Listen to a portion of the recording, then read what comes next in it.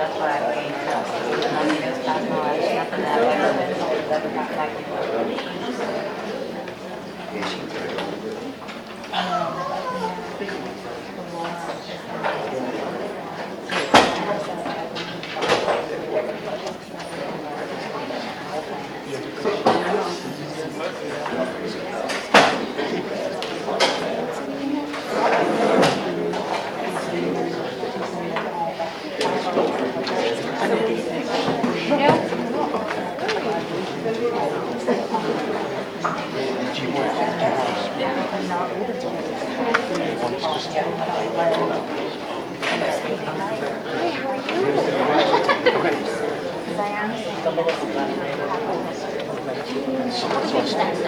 Stand by. And I heard it many times. that one is not about that list.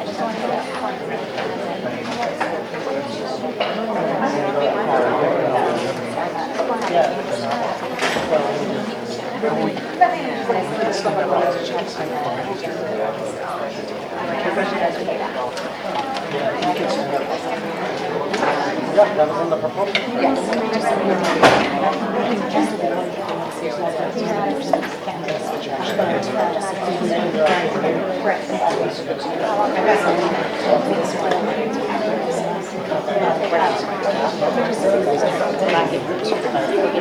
It's 2 for 2, not 2 for 1. Like, we're not bad.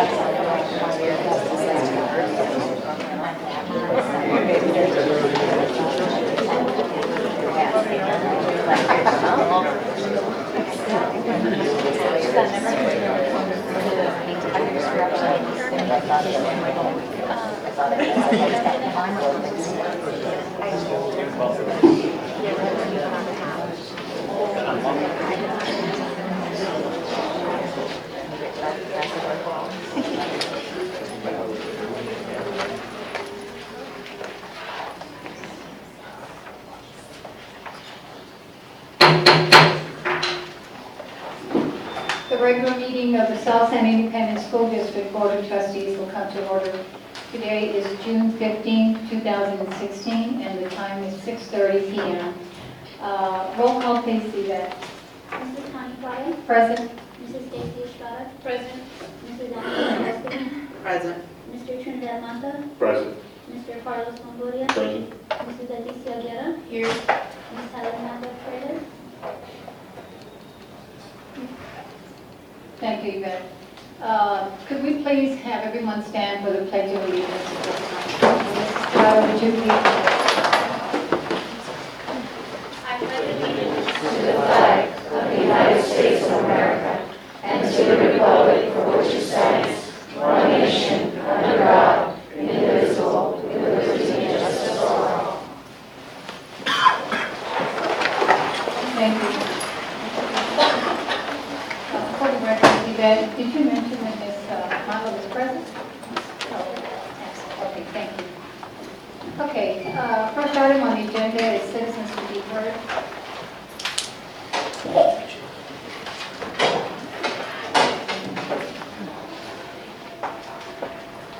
Okay, just a reminder, we have quite a few that are signed up to speak, and we are going to allow you to speak.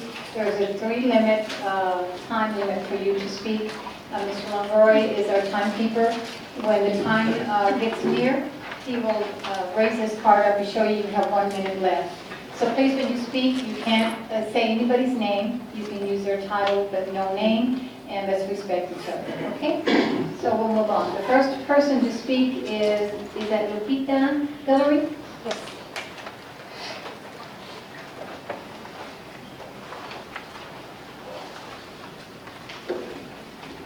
Good evening, Ms. Prado, board members, and Dr. Cervejo.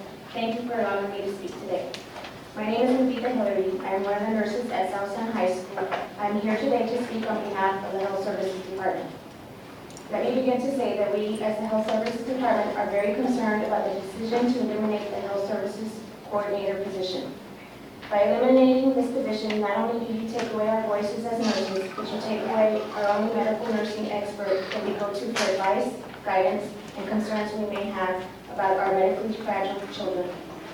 Over the past 2 decades, the percentages of children with chronic conditions in school settings have more than doubled. In our district alone, we went from 39% to 56% in the last 4 years. Yes, as school nurses, we take care of the day-to-day nursing duties on our individual campuses, but when emergencies arise, we have had to turn to our coordinator for guidance and support.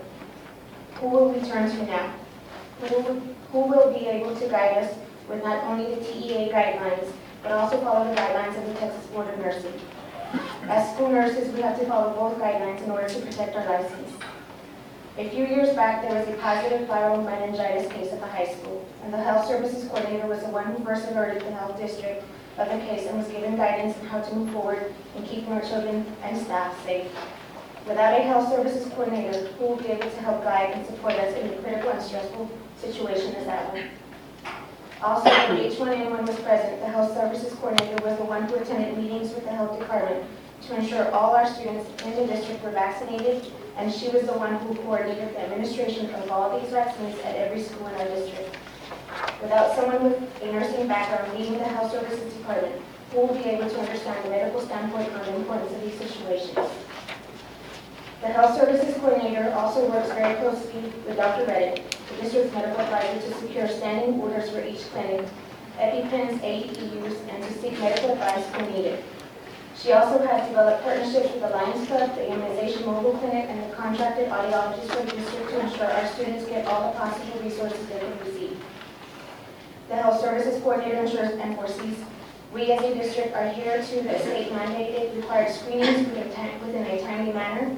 She coordinates screening teams within our department and ensures there is coverage at every campus during these screenings. At the end of the year, she gathers and submits required reports to the state indicating that the school district is in compliance with these state-mandated screenings. When you have nurses who are out sick, and yes, we as nurses do get sick, she coordinates coverage and subs and or makes decisions to have other school nurses or nurse aides to cover that particular school, depending on the severity of the chronic conditions that school may have. With so many chronic conditions at every school, with someone without a nursing background being able to make an informed decision on who needs coverage. Last but not least, the Health Services Coordinator ensures we get the most up-to-date information by attending workshops. Ms. Hillary, I'm sorry, your time is up. Thank you, Ms. Hillary.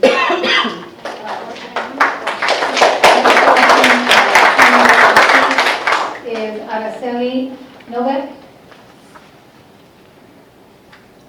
Yes, you have to take my time. Okay, go ahead. Oh, may I give my time to Ms. Helby? Yes, you may. Ms. Hilary, you have 3 minutes. Last but not least, the Health Services Coordinator ensures we get the most up-to-date information by attending workshops, conferences, and meetings to keep current and with evidence-based nursing practice, and passes that information on to all of us during our staff development meetings. She also coordinates guest speakers on specific topics related to nursing, school nursing. Will someone without a nursing background know what evidence-based nursing practice is? Will they be able to evaluate and coordinate what information is needed to disseminate to the health services staff to ensure that we are practicing with the utmost up-to-date information to take care of the children of our district? With the information presented today, we hope that you consider the elimination of the health services coordinator. Without a coordinator for our department, we would be like having a school full of teachers without a principal. You take away our voice and our leadership. Again, I would like to thank you for allowing me to speak today, and I pray that you make the right decision for the children of our district. Thank you. Next person signed up to speak is Richard Guerra. Would you like your time?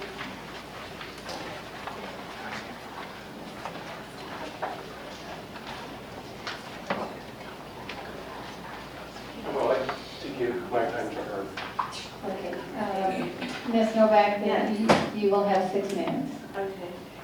Good evening, Madam President, board members of South San, and Dr. Saavedra, and administration. My name is Araceli Novak. I've been a school nurse at Shepherd Middle School since 2003. During my 10-plus years at South San ISD, I've met and cared for hundreds of students, families, and staff members of this district. You don't usually see nurses in the board meetings, but we were a little concerned about the loss of this position, and we felt it was very important to be here and speak to you all. Tonight I come to you with a concern regarding the elimination of our health service coordinator position. We've been told that due to the budget, this position is one that will be cut. And we understand that the budget is very important. As a nurse in a school setting, however, this is a concern, as we will have no one with the medical expertise to consult at the district level. Who will take the lead of our department to cover our clinic, and to know that another nurse that is ill must be assigned to take care of a medically fragile child at my school, for instance. Just as students learn differently, each student has a different degree of illness. With diseases on the rise, such as diabetes, obesity, and many chronic illnesses that a lot of our South San student enrollment has, and the recent laws that TEA has implemented on our schools regarding having AEDs in our schools, and EpiPens now on every campus. All of these issues must be handled and dealt with at the district level by a nurse with medical expertise and knowledge. School nursing isn't just Band-Aids anymore. There are many complex issues involved, including the liability of how much care we can provide to our students and what kind of nursing care we cannot provide in our schools. If there's an administrator and not a nurse that will be assigned to oversee our department, will they know about a student who's on a ventilator and how to care for them? Will they know how to give insulin or life-saving glucagon to a student? Will they know how to administer tube feeding and all the complications that come from these issues? This is why a health services coordinator that is a nurse is needed for this department. We're entrusted with the education of our students and of our district, and so with that, the health of these students is paramount. In nursing school, it's reinforced to us to back up our nursing action with one simple phrase. What would a prudent nurse do in this situation? So that's why I'm speaking to you tonight. As a prudent nurse, I'm speaking to you to let you know this is important. At the end of the day, whether you agree or disagree with us, we'll continue to give 110% to this district, as our nursing department does. Please strongly consider keeping the health services position because the kids of our district deserve the best. Thank you.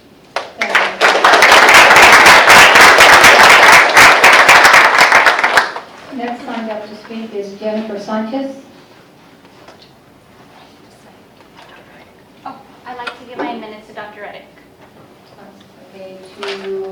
Who's that? Dr. Reddick? Sorry. Dr. Reddick, so you signed up to speak, sir? Yes, I did. You did, okay. Let me just find your name on the list here, just a second. We have a long list here. Should on the second page, about the middle. Here you go. Shayla? Yes, sir. Okay, you have 6 minutes, Dr. Reddick. Thank you. Good evening. My name is Shaylin Reddick. I am the medical consultant for South San Antonio ISD. I'm here representing the Children's Hospital of San Antonio, as well as Baylor College of Medicine, our school nurses, and the parents and the students of the community. Over the past several months, we have been in conversations with leadership from health services and curriculum in regards to developing a learning and health initiative for South San Antonio as well as other districts. This initiative is based off the CDC guidance for the whole school, whole community, whole child. Within this, we're trying to establish greater alignment, integration, and collaboration between health and education. This is across the school setting, and not just to align and integrate policies, but actually processes and practices that serve each child. What it does is identifies health promotion as one of the essential components of the new compact with our schools. Many times we talk about health not in relationship to school, but studies have shown there's actually a growing body of scientific evidence that documents the impact of health behaviors in school health programs on academic achievement.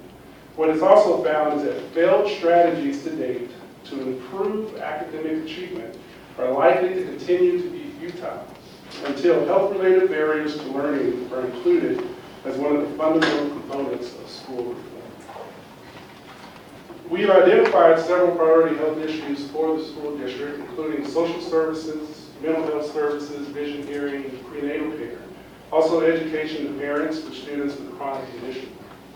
Also assistance with state-mandated screenings, training, and equipment, and utilization of the Children's Hospital of San Antonio immunization bus, as well as the discussion about school-based health clinics, as well as mobile clinics as well.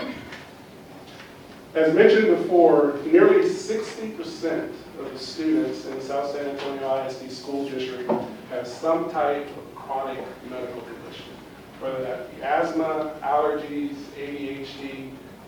60% of students, 6 in 10 students, that's a lot. Many times parents lack transportation to take their children to medical services. We're seeing an increased number of grandparents taking care of their kids and not being fully knowledgeable about their healthcare needs. Our nurses see 80 to 115 students daily plus staff. 80 to 115. I spoke to a nurse today from Northside. I said, how many students do you see in a day? 40 to 50. Spoke to someone from Schertz Civil University of the City. How many patients do you see a day? Roughly about 45 or 50. They're seeing half as many patients as our nurses here in our district. And it's simply because there's a great health care need within the district. And I say just the district, but it also includes the community as well. With these challenges, it is paramount that we have a health services coordinator position in the district. And this position should be seen by a medically professionally trained nurse. To have an administrator oversee the health services division, I kind of give it an analogy, it's like having the head football coach over the transportation department or the chief of police over nutrition services. It just doesn't match. With these health issues within the community, within the district, we must have a medically qualified person to lead that department. Our initiative is learning and health. One, we want to talk about the impact of health that it has on learning, but what Baylor College of Medicine can also provide are educational services. Currently, we have magnet high schools in the city of Houston, as well as South Texas. We have the Health Sciences Academy, Business Education Technology Academy, as well as the Science, Technology, and Engineering and Mathematics. So we know education. Even though we are a medical college, we are a children's hospital, we know education. I get a lot of kids who come into my clinic, Dr. Reddick, how many years of school have you gone through? And I was like, 4 years of undergrad, 4 years of medical school, 5 years of residency training. So I know education, maybe not in the exact context as we're talking about here, but we understand the importance of education. I have residents who come to my clinic every day. We are constantly educated. As medical providers, we have to constantly educate ourselves. So who better to partner with than someone who's been in school for half their life, all right? Our Center for Educational Outreach also has middle school affiliations. We have the Rising Scholars Academy of South Texas. We have South Texas Preparatory Academy, as well as the Baylor College of Medicine Academy at Ryan Middle School. We also have relationships with San Antonio Academy, their Early Bird Reading Institute. They are looking to expand their services to really the community. The reason that they cater to the middle class and the upper class is because of the red tape involved in school districts. And we would like to break this red tape to provide our Early Bird Reading program to the district. So what we were asking, we're here to help. We know the district has many challenges. We're not saying we're here to solve all your problems, but we want to help. We feel we can help with proven programs that we have throughout the state. And I want to leave you with one quote, if it pops up here. In the 19th century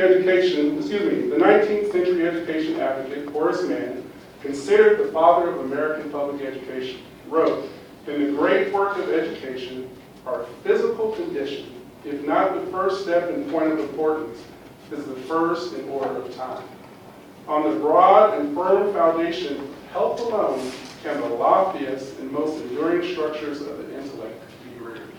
That was back in the 19th century, and it still applies today, and it definitely applies with South San Antonio High State. And so we look forward to working with you all in the future.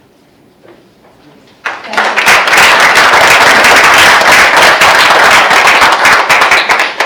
you. Next, we have Carrie Sutton. I'm good now, thank you. Next person signed up is Regina Chandler. It's not needed now, thank you. Okay, thank you. Now we have Patricia Trinidad.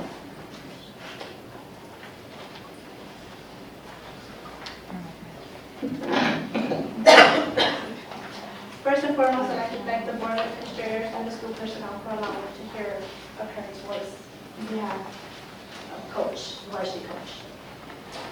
My name is Patricia Trinidad. I'm a parent of a student in the varsity team. And I'm here today to ask the board to reconsider the removal of the varsity coach. I have nothing but great respect for her. She is kind, wonderful, and caring to the girls on the court and off the court. Some of the athletes and parents might think her method of training is extreme.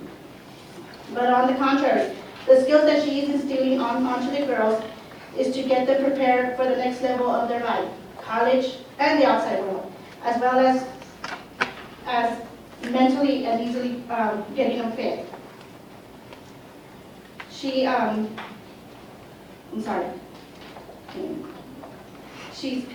Sorry about that. As a coach, as a coach, it helps a lot. It's a lot in maintaining and physically getting the girls' fitness of the team. It is hard work. It's hard work as a coach to keep the girls focused in sports and play the game they enjoy, rather than having them do things that might get them in trouble as girls, might then get them pregnant and drop out of school. Her job is to train them physically and mentally to build their confidence level high and know that anything and everything is possible. She is an exemplary role model and is mentoring the girls to be positive role models as well, at school and out of school. It is not an easy task for anyone to be a coach. She has dedicated her life to the girls' varsity team organization. She is very involved in their education, communicates with their other teachers to request progresses on their girls' academics, which is very important. To me as a parent, I think she cares a lot. Not all our coaches do care on the well-being of the athletes. She has driven my daughter to try harder and harder every time, as practice makes better, and never to give up. She works hard to make them successful. So I'm asking that you reconsider because she deserves nothing but praise and thank you.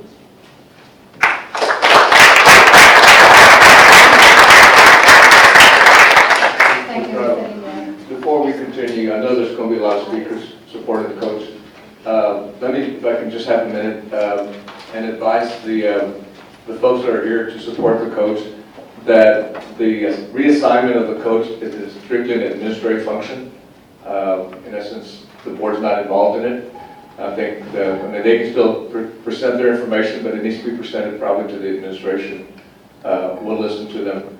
But I just want to clarify the fact that it's not something the board did or even has authority at this time or can do anything about it at this point. So I just wanted to clarify that for the speakers. Thank you, Mr. Villa. Next signed up to speak, we have Rihanyan Gomez.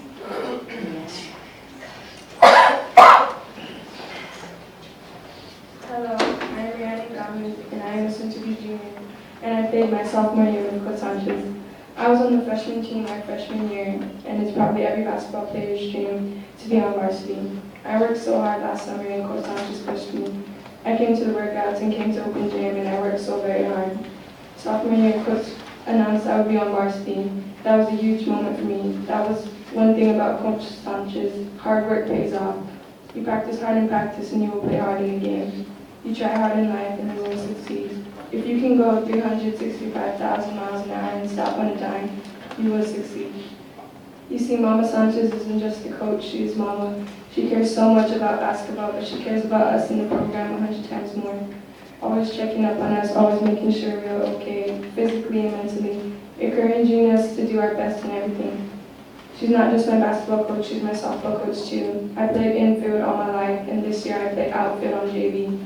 And I love it. It gave me an opportunity to play on the varsity team in the playoffs, and I'm so thankful that Coach Sanchez let me experience a new position because it led me to new opportunities.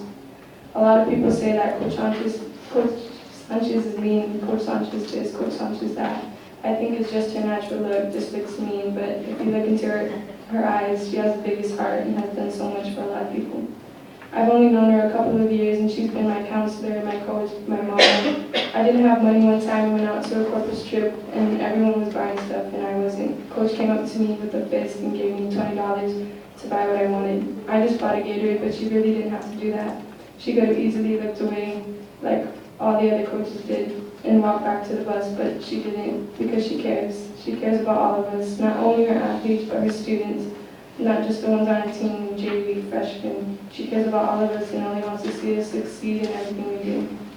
Hearing that we might have a new varsity coach really struck me hard, because why on earth would one of the greatest coaches I played for be gone? This was going to be our year, new district, new teams. We were going to make it to the playoffs. Nobody knows the real Coach Sanchez. Everyone just hears stories and rumors and just takes it as that. And that's with everything here at South San. Girls, boys, drama, teachers, coaches, principals. One student can make up a little lie about someone, and as soon as you know it, everyone's talking about it, and it isn't even the truth. I'm really going to miss playing for her, hearing baseline through 30, all the drills we have with her, hearing her speeches and what we need to do before and after a game, hearing, hey kiddo, how was your day? I'm going to miss it all. I know she'll always be checking up on me, making sure my math grade is above 70, and making sure everything is okay. I just really hope some way, somehow, Coach Sanchez is allowed to be our coach again. We all love her so much and care about her deeply. She never gave up, so we're never going to give up on her. Thank you.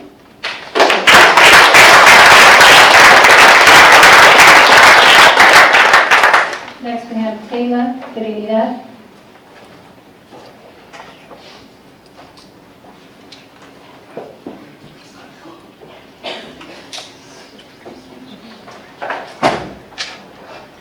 Hi. My name is Taylor Trinidad, and I'm being a junior. I played varsity last year or something. Coach Sanchez was just a coach, so it was more like our best friend. She taught us to go for what we want and to never give up. When I tried out, sadly I didn't make varsity. I made JV. I was sad. I was thinking to myself, what can I have done better to make the varsity team? But that didn't stop me. It just made me want to push myself anymore. Next thing you know, we were in athletics. The coach had this wanted me to be during the office when athletics was done. In my head, I was just wondering, what did I do bad? What was the last thing I've done? Next thing you know, she touched the child's shoes, and that she was moving up to varsity. I just wanted to cry tears of joy. Coach Sanchez saw something in me and made me a better player, and made me the player that I am now. I just want to thank her for all the stuff she has done for me and the team. Y'all may have heard that she just makes us learn a lot of punishment, but it wasn't for punishment.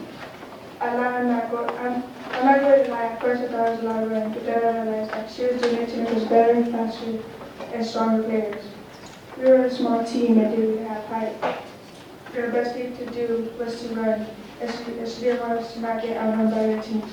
I guess what I'm trying to say is, I hope y'all will take this whole situation and realize how much of an impact she has made on us.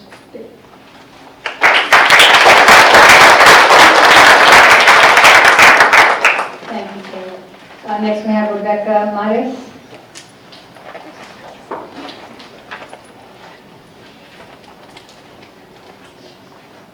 My name is Rebecca Martis, and I'm here to speak on behalf of the varsity coach at Southland. And I just want to say that I hope y'all can do something about it, because y'all got the board, and y'all should be able to help in this situation. And she has helped a lot of bad things over the years, and she's made a huge impact on not just me, but these here that are here to talk for her. And she's there when she doesn't need to be. She's never given up on us or anyone, even as a teacher. And I'm glad that I have her as my mentor throughout my 4 years of high school. And I'm glad she was there to push me. And she sees something in everyone that she has played for her, and we're there for a reason. And she believes we're there to help the team succeed, not only on the court but off the court. And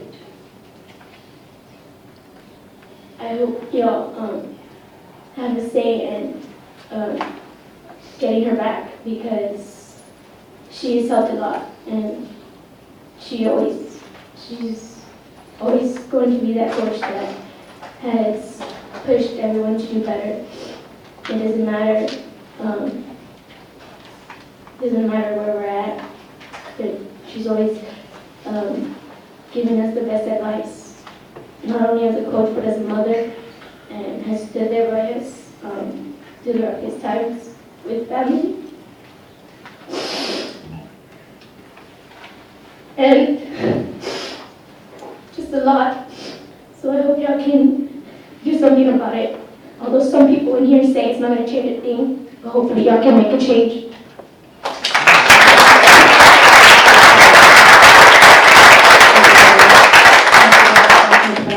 Yes, ma'am.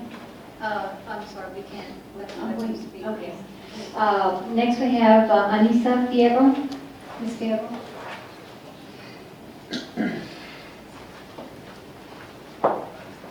Hello, I'm talking on behalf of coach of the varsity women's basketball. I'm a recent alum, 2010. I've known Coach Sanchez for about 10 years now. I started with her freshman year, went all the way forth, all 4 years. And when I heard the news, it was devastating. So immediately I called the 4 girls that I played with throughout the years. When these 4 girls got the messages, they told me that 2 weeks ago they went in looking for her because they wanted to tell her that they graduated college. And because she did that, she pushed them and she made them strive. Different people have different mentalities of how coaches coach. Some like that hard-driven, go do this, go do that, get on the line. Some like, it's okay, you'll get that next time.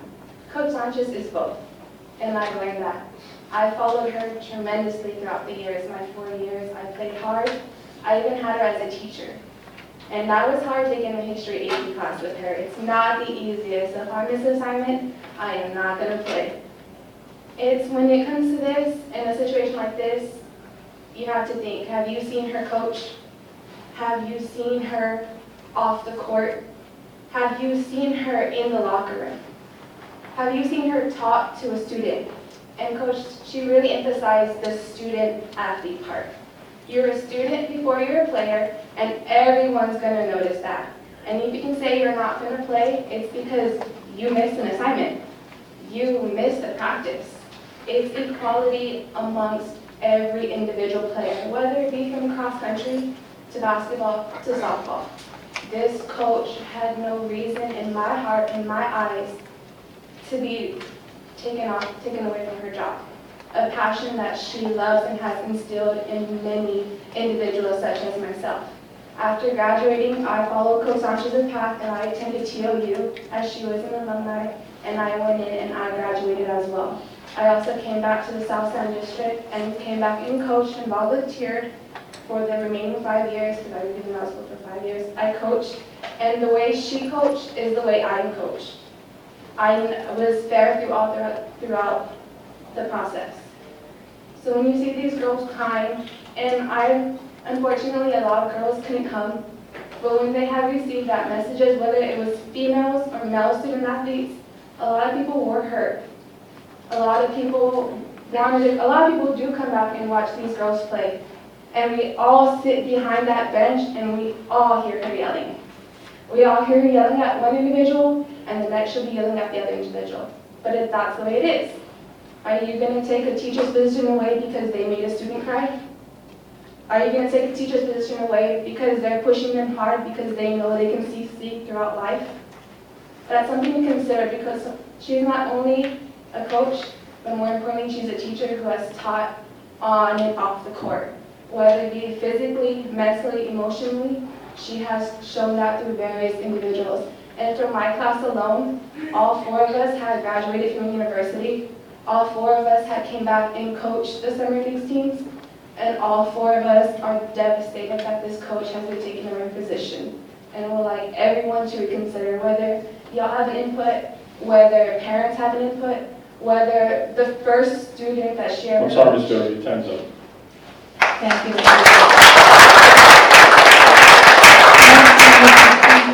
Kimberly Tobias. No? Okay. Next we have Nicole Ussery.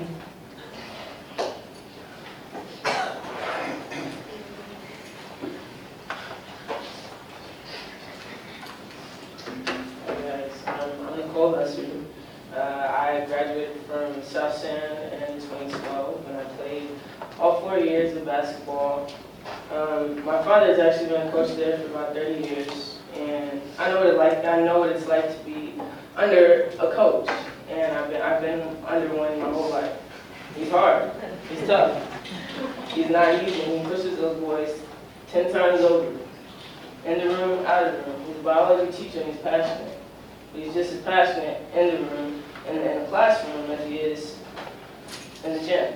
And that's how Sanchez is. She will push you beyond your limits. And she pushed me to the point where I felt like I wanted to quit. But I thank God for that, because if I didn't get to that point, I wouldn't have known that I was such a good athlete. If I didn't get to that point, I wouldn't have known that failure was an option. And now I can proudly say that I'm about to be an alum of Texas State in May of 2017. So I just ask that you guys reconsider, because she's more than just a coach, she's a parent. And she taught me values that are probably one of the values that I learned not only from my parents, not only from my pastor at church, but I learned from her. And I take that to the day I die. And the heart, I congratulate her for it, because if it wasn't for the heart, life's not easy. And we all know that life is not easy. It brings you some twists and some turns, and that's what she provided us. But it was those twists and turns that got me to the point where I'm at. So just reconsider. Thank you.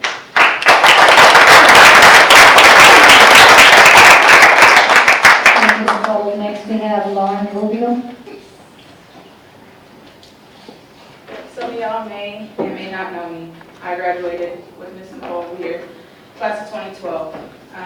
I played for Our Lady of the Lake for 2 years. I got there because of her. She was the one who pushed me. She was the one who said, hey, you can do it, don't give up. I wanted to quit at times. My grandpa passed away going into my junior year. She was there. She was the backbone. She's the one who had pushed me when I wanted to quit. Hey, you got this. You can do this. Do it for your grandpa. She pushed me. She was the one who said, hey, look up. He's there. He's right there. Look up in the stands. Hey, that's that thumbs up for you. She was the one who said, don't give up because he is watching. She was the one who said, hey, you can go further than just where you're at now. Push. You got this. She was the one who helped me throughout the years, not only with basketball, but school. I had bad grades, but when she was there, she was like, hey, you're failing, you need to pick it up. I picked it up right away because I knew if I wasn't passing, I wasn't gonna play. Nowadays, kids think things can be handed to them. Yes, she yells, she gets on them, but it's for a reason. It's to push them, hey, you can go further than what you are doing now. She's the one who has always been, she's like a mother. Half these girls know she's a mother to us. She's not only our coach, she's a mother because she's been there through everything. Kids nowadays expect things to be handed to them, and it's not like that. You have to work for what you want. You can't just, sit here and, hey, you go ahead, you can go on the court, you're not doing anything. No, you have to work for what you want, and she's that type that will just push you through and just help you. And she's not only helped, all these kids here, she's even helped kids in classrooms as well. And just hoping y'all can reconsider, because as y'all can tell, there's more than half of these people here are on behalf of her, because she is an amazing coach. She does deserve that spot as the varsity coach. Thank you. Next we have Ilana Sanford.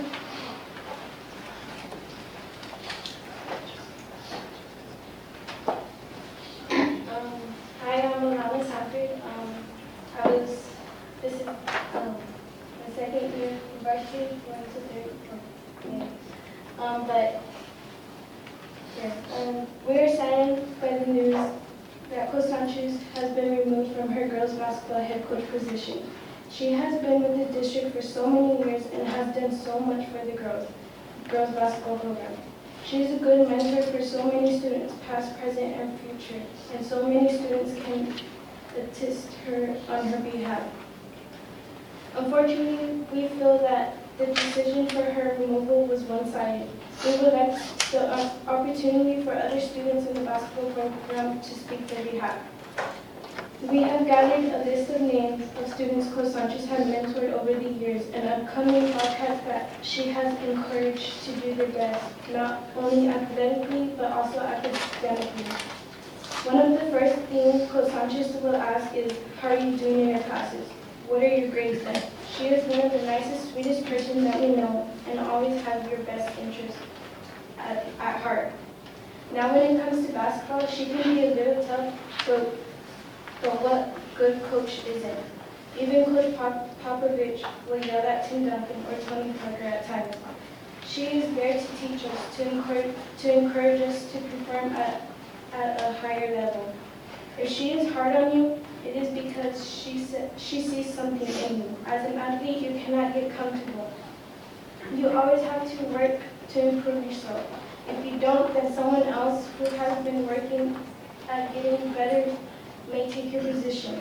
For some students, they may not like the idea of having to run, having to condition during off-season, but that isn't the truth about athletics.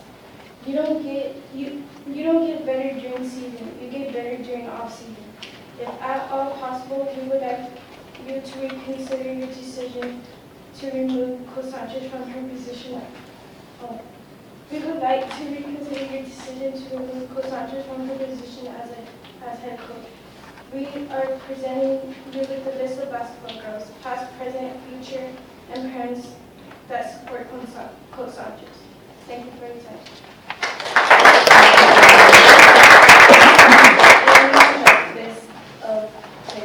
You can give them to the superintendent. Thank you. And next we have Johnny Moore, or Johnny Mora, excuse me.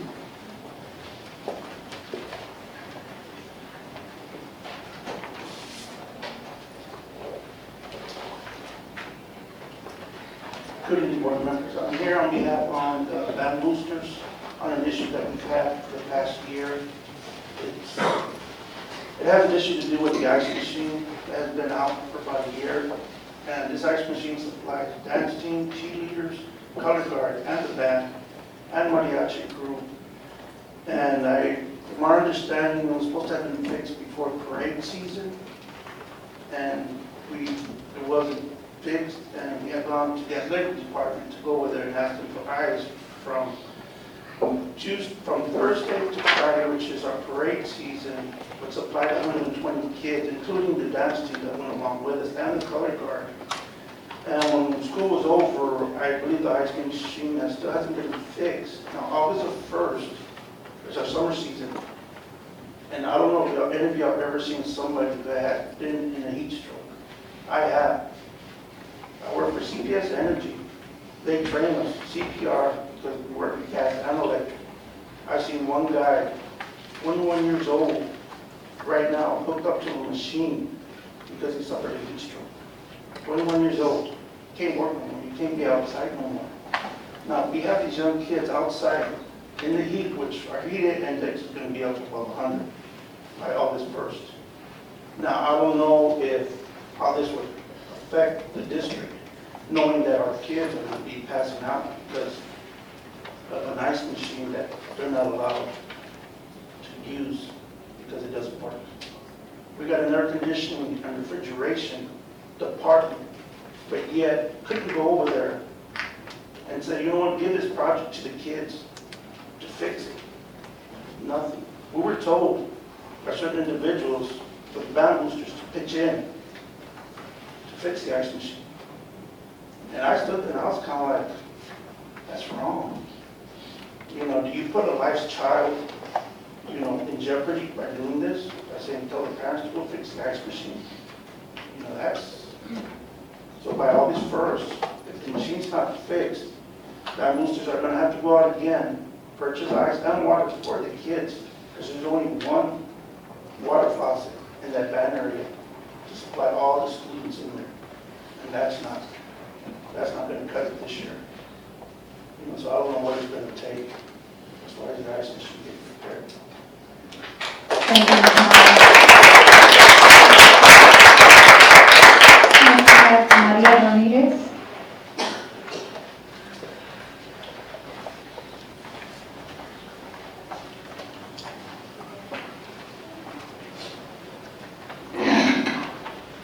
Good evening, board members, Madam President, and etc. I'm also a band booster, and we would like some information regarding the new concession management program that we have heard about watching in the last board meeting video on June the 6th. In that board meeting, the board mentions implementing a centralized managed accounting system for the funds we earn working visitor site concessions. We hope that there will be some type of information meeting with all the booster organizations to learn what the new procedure will be. Our main concern is that the band booster maintain the role of the visitor site workers. This is the only revenue our band booster organization has. It is basically only feeds itself and have minimal profit. For example, out of last year's 10 games, only 5 were home games, and 2 of those were against Corpus schools. So we really had no visitors or made any money. We kind of took a loss on that. We use our small revenue throughout the year for numerous marching competitions where we provide lunch for each student, where we are gone all day. We repair numerous mechanical items that our budget never seems to allow us for. Usually our band booster parents are the ones that repair any flat tires on our wagons or any instruments that break, kind of tape them up. So it's kind of embarrassing being out there with taped up instruments. Our equipment trailers are on their last leg, and we would like to go on and on. We just simply hope this district recognizes the very important need of us keeping our concession revenue. There are also so many things we would like to provide for our band students that seem standard in other districts. Finally, I'd like to thank you all for purchasing the new uniforms for the band students that they will be showing during the new football season, and I'm sure the kids will look great. Thank you. Next we have Margaret Vega.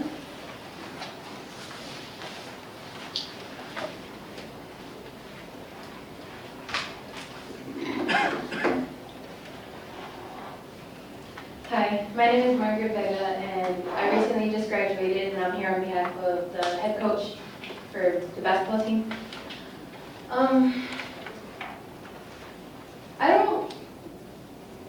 I really am shocked at the idea of this coach not being there anymore, because the first things we were taught walking in were to have discipline, honor, faith, and confidence. And our coach never once belittled us or bullied us, and I really do hope that y'all are able to do something about that. We as a community really depend on y'all to make a change, and I know she made a change in me and in all of us. Not once did she ever deny me to leave for any certain reason to go to a church event. She encouraged all of us to believe in our faith and to make an impact on others.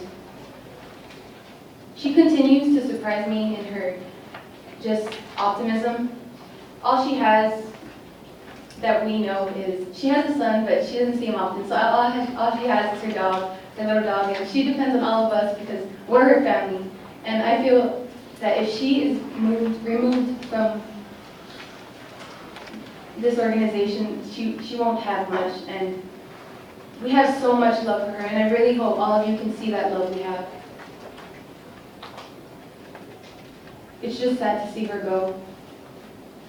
Thank you for all that y'all have done, or for listening to all of us. Really do hope and pray y'all can make a difference. It'd be really sad to see her go. Thank you. Thank you, Belinda Cepeda.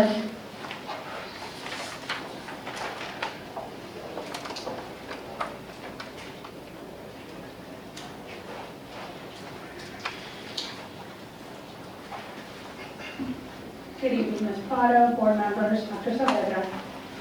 My name is Belinda Cepeda, and I'm representing South San AFT. AFT would like you to address employee pay in a meaningful way. South San is falling for the economy. As of today, we have not seen the proposed compensation plan, so our opinion is limited. The 2% with the adjustments is a start. The 2.5% that the board presented is better. But our proposal on May 1st was 4%. Furthermore, any pay increase should be based on percentage of actual pay, not on midpoint.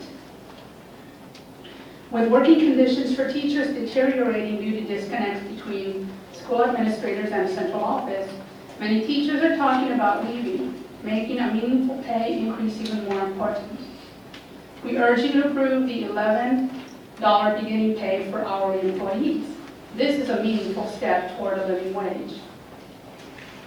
Finally, we urge you to maintain the grandfathered master's degree stipend as it was in effect for the 2014-2015 school year. As the district cannot rely on the legislature or the court to increase funding for our district, we urge you to have a tax reauthorization election as quickly as possible. This would increase the district's budget by more than $6 million, providing for substantial pay raises, as well as more programs for our students. If 7 board members bring all these needs to the community in a united front, there is a very high probability that both a TRE and a bond will pass at the same time. It has in many other Texas districts. The South San community wants what's best for its students, and as trustees, you must lead the way for both a TRE and a bond election. Thank you for your consideration. Thank you, Mr. Bell. Next up is Mr. Pete Alaniz.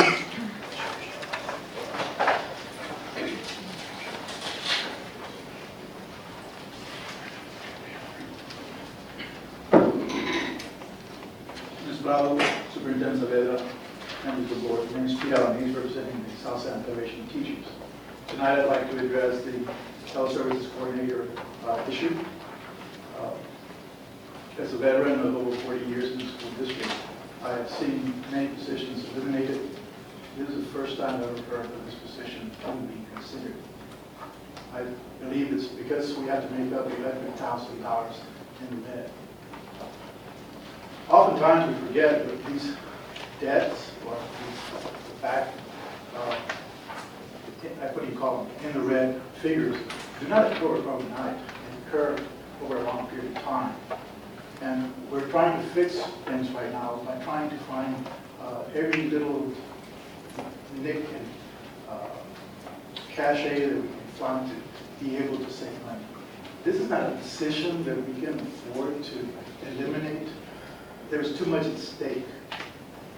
We have great responsibilities at each of our schools. The coordination of those medical needs for the students and the staff should be the most important thing in our minds. To save money at their expense, that's not fair. And what if it were to succeed? And what if there were individual cases that occurred, whether they be great national-wide type of emergencies that have to be addressed? It's not possible to coordinate those things at the individual campus.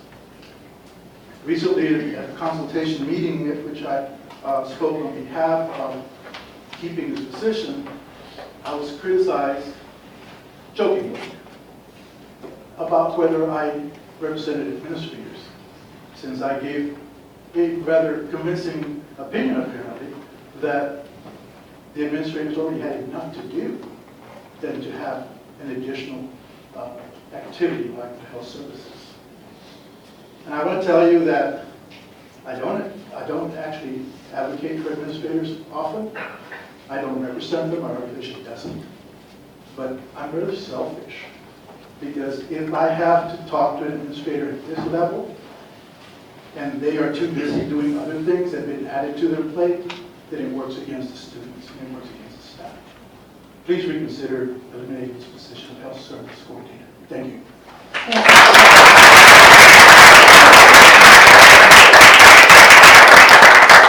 Board members, that concludes our citizens to the board portion, but I do want to at this time, and I have in front of me the DED local that speaks to the limit on participation of community and citizens with the board. Although there cannot be any interaction, I think the board, the presiding chair, can request to speak or make comments. And at this time, I'd like to do that because I think comments are needed here. First, I want to thank everybody for coming. It's not easy to come and stand before the board and speak your mind. We appreciate you being here. I wish you were here in more meetings, not just this one. But I'd like to echo what was said by our superintendent. And for clarification purposes, many times the staff and the employees and the students and the community, they hear about things that are done at the district, decisions that are made, and it's automatically assumed that the board is the one that has made that decision. Whether it's a good decision or a bad decision, the board is the one that always gets told, you made that decision, why did you do that? So for clarification purposes, and as Dr. Saavedra stated, this is not a decision of the board. We have no authority when it comes to hiring or to firing, to reassign, to terminate. Those decisions, those reassignments are made by the superintendent, not by the board of directors. We have no say-so. He has full authority. Now, Dr. Saavedra, the superintendent, those recommendations and his final approval comes from the campus levels. So if the principals at the campus make a recommendation, it comes to the superintendent, and then he either agrees with it or disagrees with it. So for clarification, believe me, if we had an opportunity to voice our concern on these issues, we would. There's no doubt. There are several issues that have come to us that we wish we could have had some say on the decision that was made, but we don't. So, but we welcome you to come and speak before the board and before the superintendent. They need to hear your concerns and they need to hear your voices, because you are out there at the campuses, we're not. We don't know what's going on, so we have to hear from you. But just for clarification purposes, it is the superintendent that makes the final decision. we don't have a say-so. It's in his contract and he makes those decisions. So I just wanted to get that clarified while you were still here, but please thank you for coming. I hope you continue to come to our board meetings. Thank you. With that said, then we'll continue with the business at hand, and the first item is the superintendent's remarks. Dr. Saavedra. With all members of the board, first of all, I'm going to start with introducing our new director of federal and state programs, Mr. David Abundis. David, everybody knows David. He was formerly principal at Aspen, Hawaii. Folks know him, so I just want to make that introduction. I also want to comment on the Southside High School graduation that occurred this past Friday. Approximately 496 students in the class of 2016 graduated, with the majority of these students announcing that they were either attending college or enlisted in the armed forces. As has previously been provided to the board, information concerning scholarships. The number of scholarships for this year's graduating class more than doubled from where it was a year ago, to the point of our level of $5.2 million in awarded scholarships. I want to say thank you to counselors, teachers at the high school, administrators, really all the staff at the high school that has worked so hard in ensuring the preparation of these young people, as well as all the other faculty and staff at the middle schools and elementary schools that provided the foundation for these young people to succeed. This was also the first year that we live streamed commencement exercises. I think through earlier today there's about 360 views as a result of that. I think we had a small little glitch that we fixed within a couple of minutes when we were doing the live stream. But other than that, I think it went very well. I want to point out that our graduates will be recognized in this week's Southside Reporter.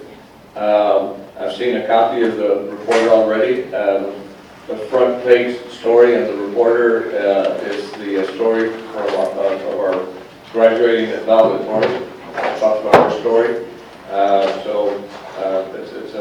It's a great publication as it pertains to not only our valedictorian, but really all our graduates from South San. I want to also inform the board that the district received notice last Friday from the TEA, from the commissioner, that the June STAR test for 5th and 8th graders for promotion purposes was being canceled. We were in the midst of holding summer school and for the preparation of these young people that had not passed the STAR yet and needed for promotion purposes. We made the decision to continue summer school through this week, through Friday. We put out a notice to the parents to let them know. Most parents agreed that they would continue to send their students to summer school. A few, not very many, decided that they could keep them at home, but I wanted to let the board know that summer school will continue through this Friday. We were originally scheduled to have it go through next Wednesday, although Tuesday and Wednesday were test days, and Monday would have been a last-minute preparation day. So we basically cut out those 3 days. There are many activities and programs that are available for our students this summer, including the prep program that several of our students are participating in. There's also Advanced Content Enrichment Academy, the Rockerty Camp for the elementary students, to just name a few. Tomorrow's the last day for our principals before they take a well-deserved break. I want to say thank you to our principals for a great, successful year. You're going to hear in a few minutes a report concerning testing, and principals and teachers, of course, are the ones that make those things happen, and it's been a great year for our schools. The last thing I want to mention is we've had a lot of communication for the last several weeks concerning budget workshops and dates and things like that. I want to make sure there's no confusion at this point, since we have communicated so many times on that. The next budget workshop is scheduled for June 27th, which is a Monday. I believe we put that out. The one that will follow that one will be July the 27th. That's been in the calendar for a while. And we had originally proposed to adopt a budget on August the 9th. That happens to be a Tuesday. And you can tell me later, but if the board wants a different date, if that does not work well for folks, we can change it. I'll yield to whatever input you provide.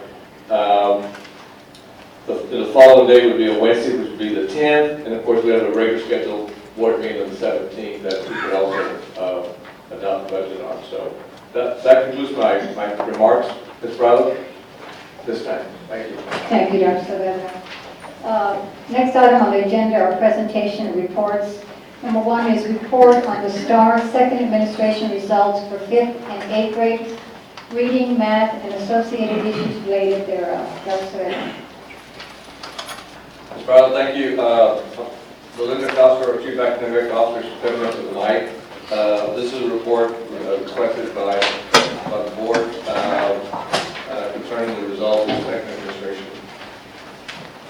Yes, sir. Madam President, members of the board, Dr. Casavari, Dr. Saavedra, what you have before you is the March and May cumulative results that were sent to the district, I believe, June 1st. Okay. Again, did very well. Of course, we had increases from first administration to second administration. One thing I'd like to point out is Five Palms. They had a 31% gain from their first administration to their second administration in STAR Math. So kudos to them and the teachers and students. And if you kind of move it there.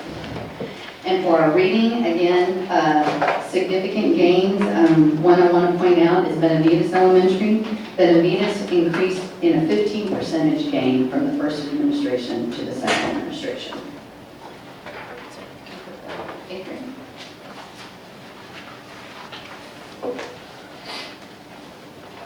And for our middle schools, math, each school had double-digit gains from the first administration to the second administration. One I want to point out is Kaizen. Kaizen increased by 20 percentages from first administration to the second administration. And then for 8th grade reading, again, all had gains, and it was Dwight that had the most increase in gains from first administration to second administration. It was a 10% gain. And at this time, I'll take any questions. Okay, any questions for Ms. Dr. Dr. Saavedra? Scores. I just want to take the time to congratulate our teachers and our principals at the elementary and middle school levels. That is a significant gain, and I'd like to take the opportunity to thank them for all their hard work, because it did take a lot of hard work. Thank the commissioner for not having a third administration. And since now that has been waived, I'd like to ask Dr. Saavedra, what are we going to do as far as placement for those 5th and 8th graders, the standards? Is there going to be a committee formed? How is that going to be handled? Yes, ma'am. The committees are being formed. We have representatives from both schools. On the 5th grade, we have representatives from the elementary as well as the middle school. At the 8th grade, we have representatives from the middle school as well as the high schools. All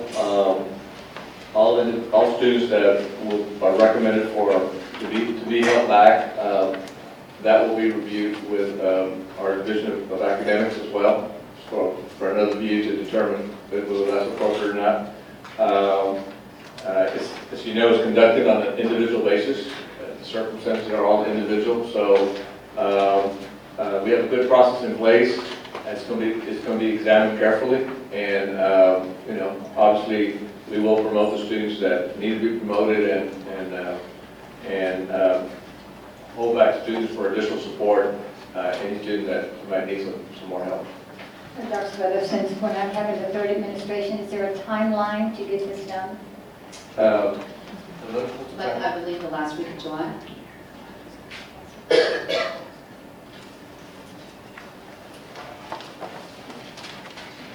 Okay. And then how are the students notified? Parents are required to be at the GPC committee meetings. Okay. And at that time, they'll be told whether they passed or not. Okay. All right. Thank you. That's all I have. If there are no other questions, thank you, Ms. Counselor. Could I just comment just real quickly? As You know, one thing that's very unusual about these charts that you have in front of you, specifically to the elementaries, with only one exception on both reading and math, all these percentages are in the 70s and 80s, and one school in the 90s. Only one school and one test, which is Armstrong, 5th grade reading, get a 68. If I can refresh your memory, for the last several years, we usually have percentages, sometimes even in the 40s. 50s is common, the 60s is common, and has not been common in the past to have as many schools in the 70s and 80s as we have this year. So kudos to like you said, for all the teachers and principals.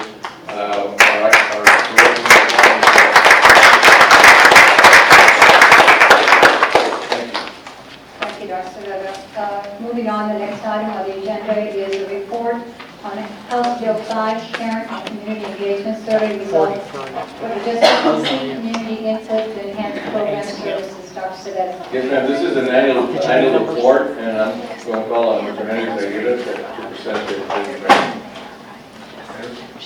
Good evening, Madam President, members of this board. Like we said, like Dr. Saavedra said, this is an annual report that we have to submit to TEA as per House Bill 5, so I'm going to give you a little briefing on it. And then I think you guys received in your packet the campus ratings and the district ratings. But as a refresher, I might have some other information in here. So, like we said, this is a requirement as per House Bill 5. Every year we're supposed to rate ourselves on community and student engagement.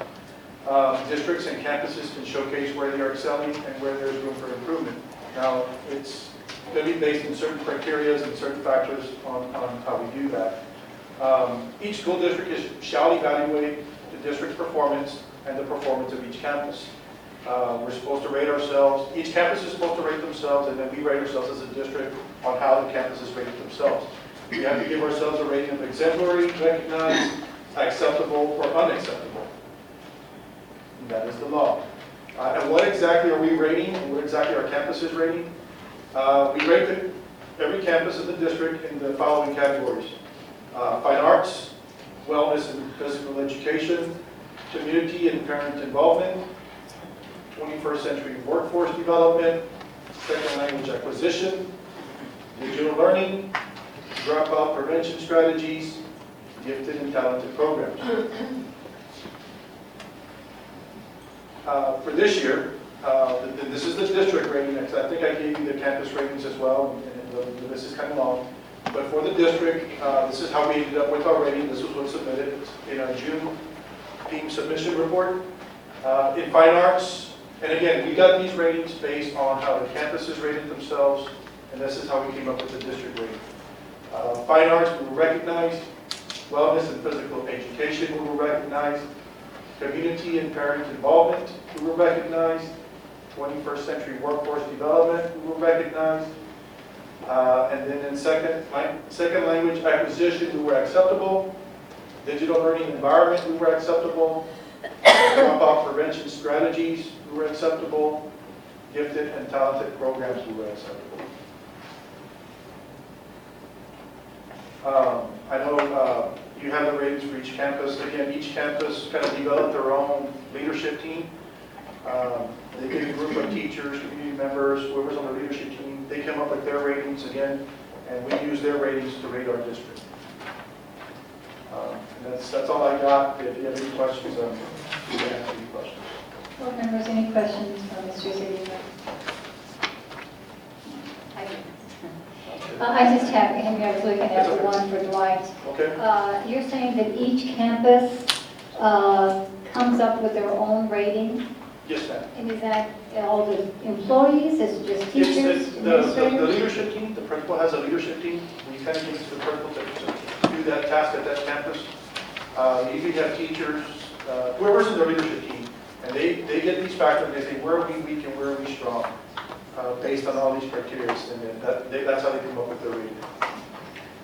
Because I noticed two campuses must have been very hard on themselves because they actually rated themselves unacceptable on a couple of issues. One, the digital learning environment, and the other one, language acquisition. Can you tell me what is it that they're looking for in digital learning environment? Is that technology or what? Technology, access to technology, is it available to the campus? Is it available to the community, district-wide? We try to put even technology in some of our parent centers. So it's more of an accessibility, and we be able to provide it to our kids. Okay, that's all I have. That's it. Thank you, Mr. Seeley. Okay. Okay, next item on the agenda is a report regarding the 2016-2017 campus and district police services to ensure the safety of students, staff, and community. Dr. Sedetta. Fellow members of the board, the last couple of times that we've met in budget workshop, and we've discussed reductions in budget and things of that sort. We also have talked a little bit about the security of the school district and the number of police officers that we have on board and their responsibilities. I believe last time we discussed it before the board, but Chief Tovar had actually worked on a plan for next year. And what we'd like to do today is make this a report, is provide some information concerning his thinking in reference to how do we ensure the safety and security of our young folks in our schools. So with that, I'm going to turn it over to Chief Tovar. Good evening, Madam President, members of the board, Dr. Zavella, Dr. Kasper. Today I'm going to present you a little PowerPoint presentation regarding the police service plan for the upcoming school year. And we'll go ahead and the police service plan basically was designed to have flexibility to all schools on a consistent basis so that we can have current police services throughout the day at schools. As you look at the next slide, you can see that last year's current coverage was based on manpower that's displayed on the slide up there. And that's what we had last year. Going forward, through the budget process and all that, you can see that basically we utilize these officers based on different criteria, trying to consistently address the needs of the schools, principals, and the public at that time. So this is what we're looking forward to the next school year, providing officers at these campuses. Moving forward, basically, is just go verbatim what it is as far as that, but it's basically how we would cover the school, basic scenarios of how we would cover the school, and with the police coverage that we have right now with personnel. So moving forward with that, I can assure you that the police department takes all serious for the public safety and the students of this school district at all times. So with that, any questions regarding the planning going forward? Board members, are any questions for the lab? I have a question. Yes, Mrs. Corral. Chief, with us losing a position for your department, if that happens, is that going to affect us in any way? I mean, I know even now, my concern is the last time we presented on this situation, we were compared to other school districts, which, when I went back home and reflected, every school district is different, every single one. Every layout is different, and our high school is like a miniature college. So, I'm grateful to have the officers, period. I commend you on what you guys do and some of the issues that you have gone through. But my concern is with 4 officers and the campus the size that it is that sufficient enough? And I personally don't see it's sufficient enough. And then them saying we may lose one. If we do, is that going to, just like we talked about last time, you said, well, sometimes they're sick, sometimes things happen and they got to go home. And I just feel that we don't have enough. So if we lose, is this going to jeopardize your plan in any way? No, the plan is designed, if you can notice, has some flexibility. Because basically the other one, we had constraints and variables that always hindered. We can provide that 100%. But here it allows us to have the flexibility to address the needs. And like I said, you got to take the active shooter equation out of this planning stage process. because there's two separate issues. We have a plan ready for that, God forbid, situation arise, but we have adequate services, and I think Dr. Zavetta displayed that with the racial police officer comparison to other districts. We're one of the ones that have the majority of the higher ratio for all police departments. Okay, I'm just concerned that here we have 4, and we have a giant high school. It's giant, so, you know, the placement of these 4, you know, if something happens and you need 2 and something breaks out somewhere else, which it has been shown to happen, and they have to go to that one, what are we stuck with? Yeah, I don't want to disclose the safety plan regarding that. Well, I don't want the because- plan, but you understand my Right, I point. My understand that, point but we is, have a plan in place, and that's what I'm trying to explain to you, is that when these situations arise, active shooter or these incidents that we had this past year, we have a plan in place as a police department, and I would like, not like to disclose it in public, and I would like to share with you one-on-one if you have the opportunity. But we have a plan in place to respond to those emergency situations that may happen. okay, I trust you. Thank you. Madam President, I have some questions to ask. Go ahead, Mr. Oliver. One of the issues that I have as far as what I'm seeing here, Chief, I think the assignment with officers at every elementary school, I think that's a plus. I think the community likes seeing that, especially parents dropping off their kids. They see that they have a police officer present at the campus. It just gives them that reassurance. The biggest thing, it educates the kids also, not to be afraid of police officers. We've all heard it. You walk up, you have a parent say, you better be quiet, I'm going to tell that police officer to take you away. Well, with having a police officer in the school district, these kids get used to that, and kids are curious about police officers. They see us with all our gadgets and whatnot, they want to ask you about them. So I think if we start taking away officers from the elementary school, I think, God forbid anything, you know, the worst to come. However, I just don't feel confident with us removing police officers from the elementaries. I think we should stay with every officer at a campus. You know, they get to learn the campus, they get to learn the parents. These parents see things, you know, there are eyes and ears in the community, you know. Stuff that occurs out in the community, it trickles into the school districts, we know that. I like the idea of the 2 officers at the middle schools. However, traditionally, we know 1 officer is usually sufficient for middle schools. The high school, I can see 4. I worked at a high school with 4,000 students, and there was only 2 officers. I understand our campus is big, and I see Mrs. Estrada's point also. I think the high school would suffice with 3 officers. That's my personal opinion. Working with school districts, I know school districts policing. I've done it 17 years. I know it. But my biggest problem is we already established something with elementary schools, and I don't think we should fix anything that's not broke. I think we should keep it in place. That's my recommendation. I'm not sure how everyone else feels about it, but that's my recommendation right now. Thank you, Mr. Ms. Guerra, I think you wanted to say something. Yes, I saw, I'm seeing that the 2015-2016, we had 21 certified police officers, and the proposed officers in the 2016-2017 is 20. So that's only a difference in 1 police officer. But the big difference is the 2015, we had 1 officer in each elementary school.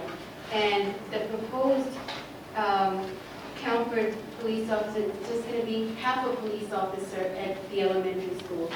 I feel that we need 1 police officer at the least, because that's where you have parents coming in, I'm going to pick up my son, mom calling, my husband's on the way, don't let him take my kids. And there's a lot of different problems that go on at elementary school. I was in the PTA for 7 years. We had to close the campus down several times because an angry parent, they were going through divorces, they were coming up to pick up the little kids. Stuff like that really doesn't happen in the junior highs and high school. If the kids are older, the parents won't do stuff like that. But different problems happen at the elementary school with smaller children. So I really wish we would keep at least 1 at every in every elementary school, not split one police officer between two. That's it. Thank you. Trustee? The question I had, Chief Jalbar, is have we maintained the 20, 20 certified police officers to 2 public servants? Traditionally, is this the first time that there's a cutback, or has it been back and forth each year? Well, it's just Or like has it increased dramatically, you know, because I've only been on the board for 2 years. This is a variable we don't know all the time, every year. Like I said, I explained to you earlier presentation of FMLA, officers out of FMLA, military leave. Oh, no, I stuff like understand So- that, but what is the ratio? How many officers have we currently maintained throughout the years? Has it significantly increased? We really increased over the past 3 years. I think we had 17 when I first started, and now we have 24. So we increased our numbers greatly to cover, but I'm saying the variables. Yeah, I understand that. And so we've increased. Is this the first time since you've been on board that we've decreased? That's correct. So that was my question. And yes, I am concerned with sharing the officer for the elementary, only because one of the schools I do represent is Kindred, and that parking lot at 7:30 in the morning without an officer present can get pretty hairy. And they've experienced that pretty much close to spring break. You know, right up into spring break, they were still having that conflict. And so you know, I think there was a vacancy at our elementary, and so that's why we were experiencing that. And so I'm not in agreement with sharing an officer at the elementary, especially since our middle schools have the student population as our elementary schools. My concern. Okay, that was it. Thank you. Mr. Mata? Chief, have we had any major incidents in our elementary schools last school year? No, Major. No, not out of the ordinary. This year we had a lot more incidents at the middle school and at the high school. My analysis done at all the campuses, you have your 1 or 2 parents custody issues at the elementaries, but for other disturbances that occurred mostly at the middle schools and high schools. Okay, now you got one alternate officer. What is going to be the function of that? If somebody calls in sick or something, he takes over, or what? How are you going to work that? Alternate officer. Talking about the alternative school officer. Oh, that's alternative. Oh, okay, sorry. I do like your plan. I think that under our budget, the way we're trying to save money to come up with a balanced budget, I think that this plan will serve the district well. No matter how many officers you have, if there's a major incident, you can always call SAPD. Am I correct? Yes, you're correct, but I can tell you and I can assure you that our police officers will be ready to respond to the incidents. And they have been doing an outstanding job. And definitely, like I said, the police officers that we have in place, sir, whatever plan we have in place, whatever you give us, we will respond effectively to make sure that these kids are safe. Mrs. Estrada? I'm not finished yet. Oh, okay. I'm sorry. Go ahead, Mr. Mata. My apologies, Chief, I didn't have my glasses on. Okay. That's all I have. Thank you, Mr. Mata. Ms. Estrada? Chief, I'm sorry I didn't get to jump to that part on the elementary schools. You know, from the beginning, I've been a very big advocate on having a officer per campus. And I understand what Mr. Mata says as to, you know, our major issues have happened on the secondary level. But you all do other things besides break up fights and stop parents and so on and so forth. There's things like after school when the itty-bitties are coming out and there's traffic and they run across.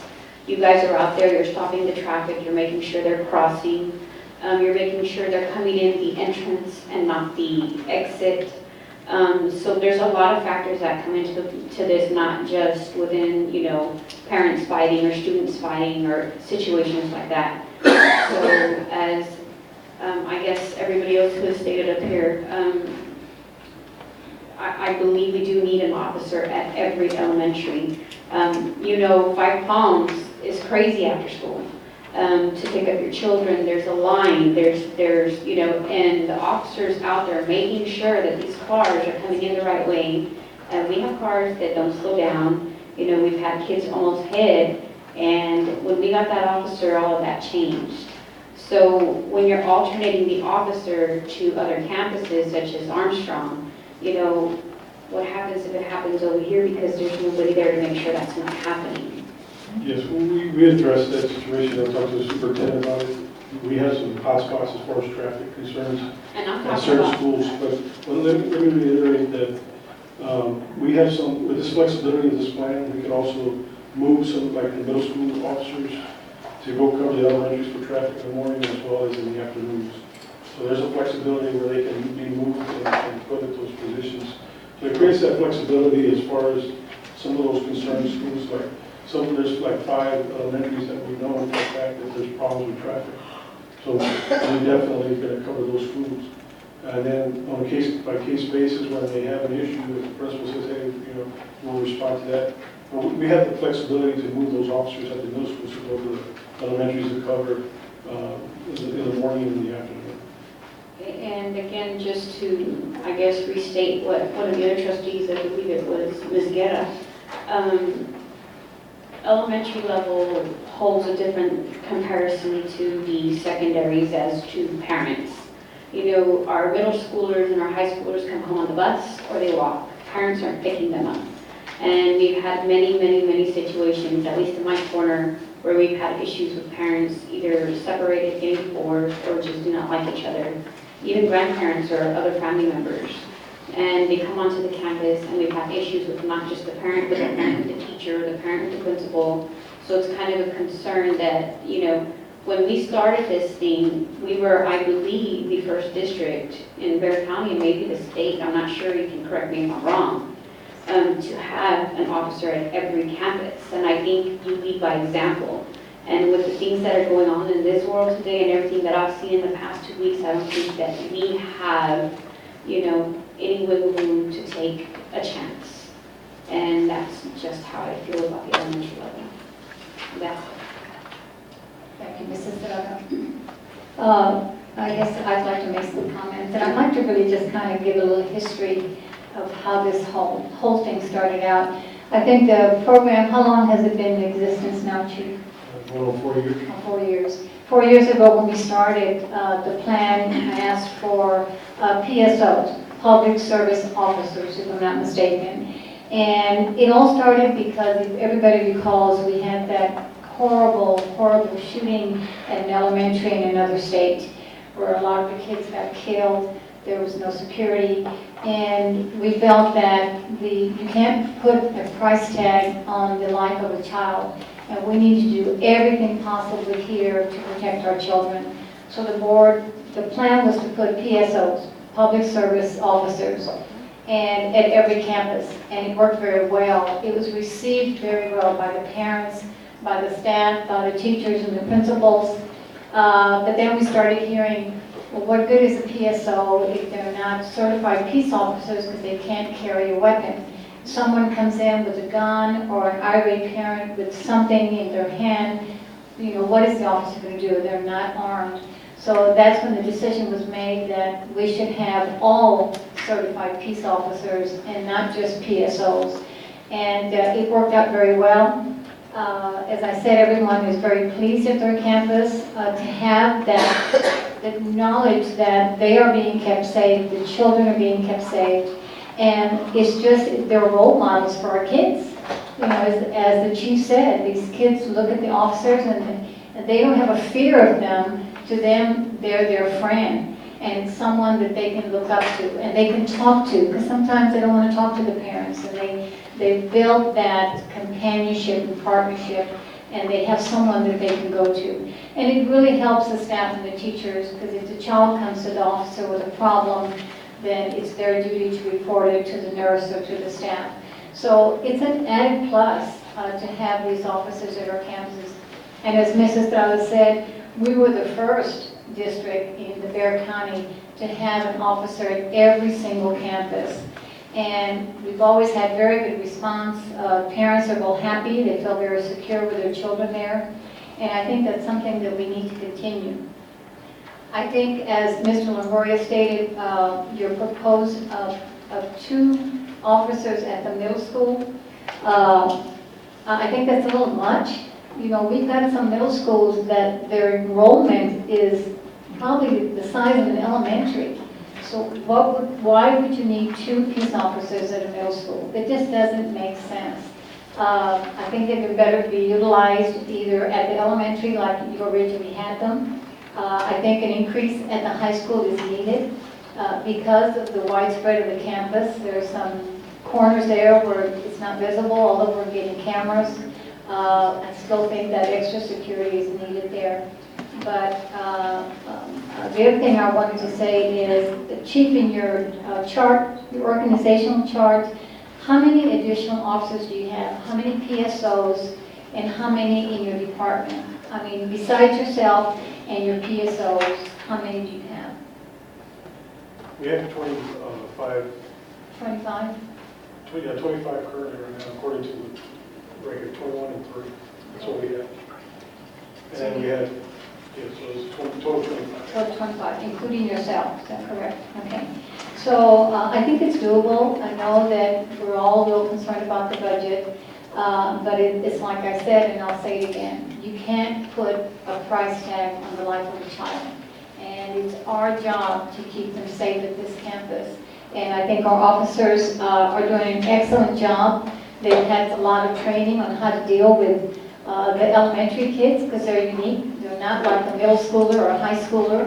You have to know how to handle them. And you have to know how to handle parents. It's not easy either. So I think you've done a good job of providing them the training that they need. And I think they have the equipment and the resources that they need. And I think this is a program that we need to continue at the elementaries. With that being said, I do have a question, Chief Tovar. I ran into a parent that informed me that Cabrillo did not have a peace officer all year. Was that due to an FMLA or what was the problem? Because I'm hearing that other campuses did not either. Yes, throughout there was 2 campuses affected, basically on personnel. But the particulars, I can't get as far as the details, but yes, military or FMLA or those issues. And losing 2 officers to 2 other agencies. And when you hire an officer, it takes a minimum of maybe 6 weeks to 2 months to hire an officer. You just can't hire one tomorrow and start the job. So there's a process, and all that takes time. Sure. And understandable. You're going to have officers that get sick. Maybe emergencies come up and they can't be there. That's understandable. But if the elementaries have to share one officer, how can you say then that we're going to be providing consistent services? There just isn't. There's no way. You can't tell me that you're going to have an officer there at the campus during the school hours all day. There won't be any consistency. So, and I realize that in the budget process, and I have it here, this is the recommendation for the superintendent, is 2 position cuts, reduction of 1 public service officer and 1 certified peace officer. So I have to agree with my colleagues here at the dais that I think the program as it is now was working well, continues to work well, and I'd like to see that continue. And thank you for your presentation, Chief. I appreciate that. Okay. Thank you. Moving on to the agenda, the next item we have on the agenda is discussion and possible action. And the first action item is discussion and possible action to direct legal counsel to prepare a response to TEA concerning conservator reports.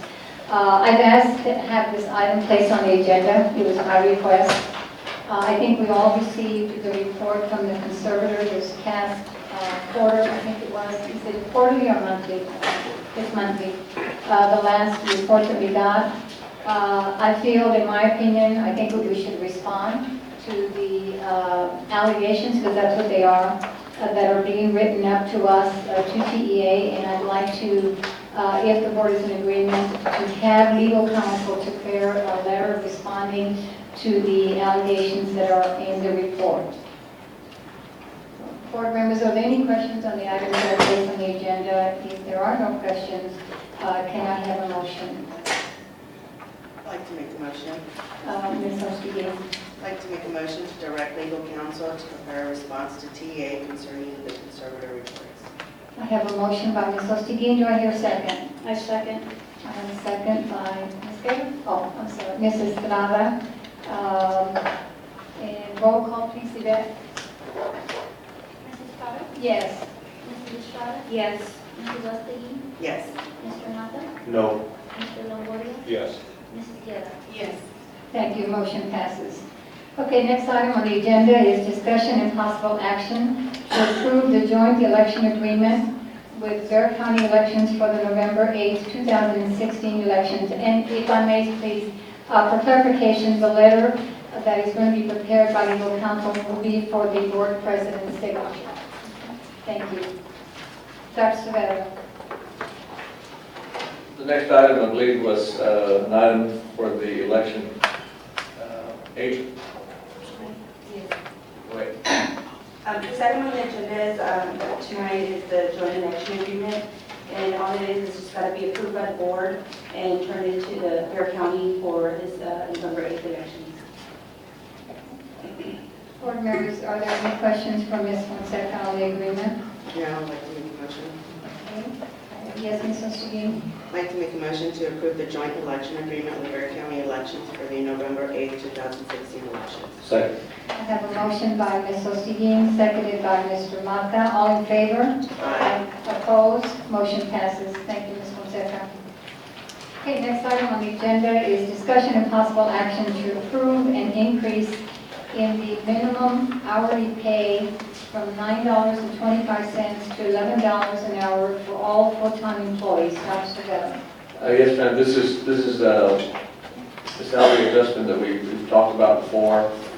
This formally will include raising the minimum hourly wage from $9.25 to $11 an hour.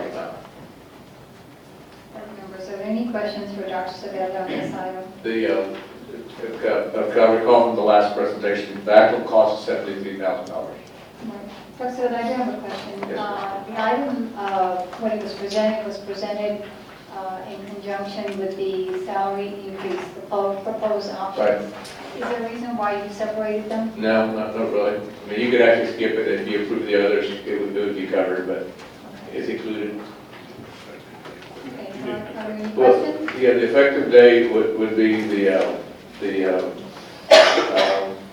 work year for 2016-17, which starts July 1. Monica, hourly too? Yes, sir. Yeah, yes, for hourly also, starting July 1. If there are no questions for Mr. Mata, Madam Chairman, if there's no questions, I move to approve. I have a motion As by presented. Mr. Mata. And do I hear a second? Second. Second by Mr. Longoria. All in favor? Aye. Opposed? Motion passes. Thank you. Item number 4, discussion and possible action to approve salary increases for the 2016-17 fiscal year. Dr. Cervera.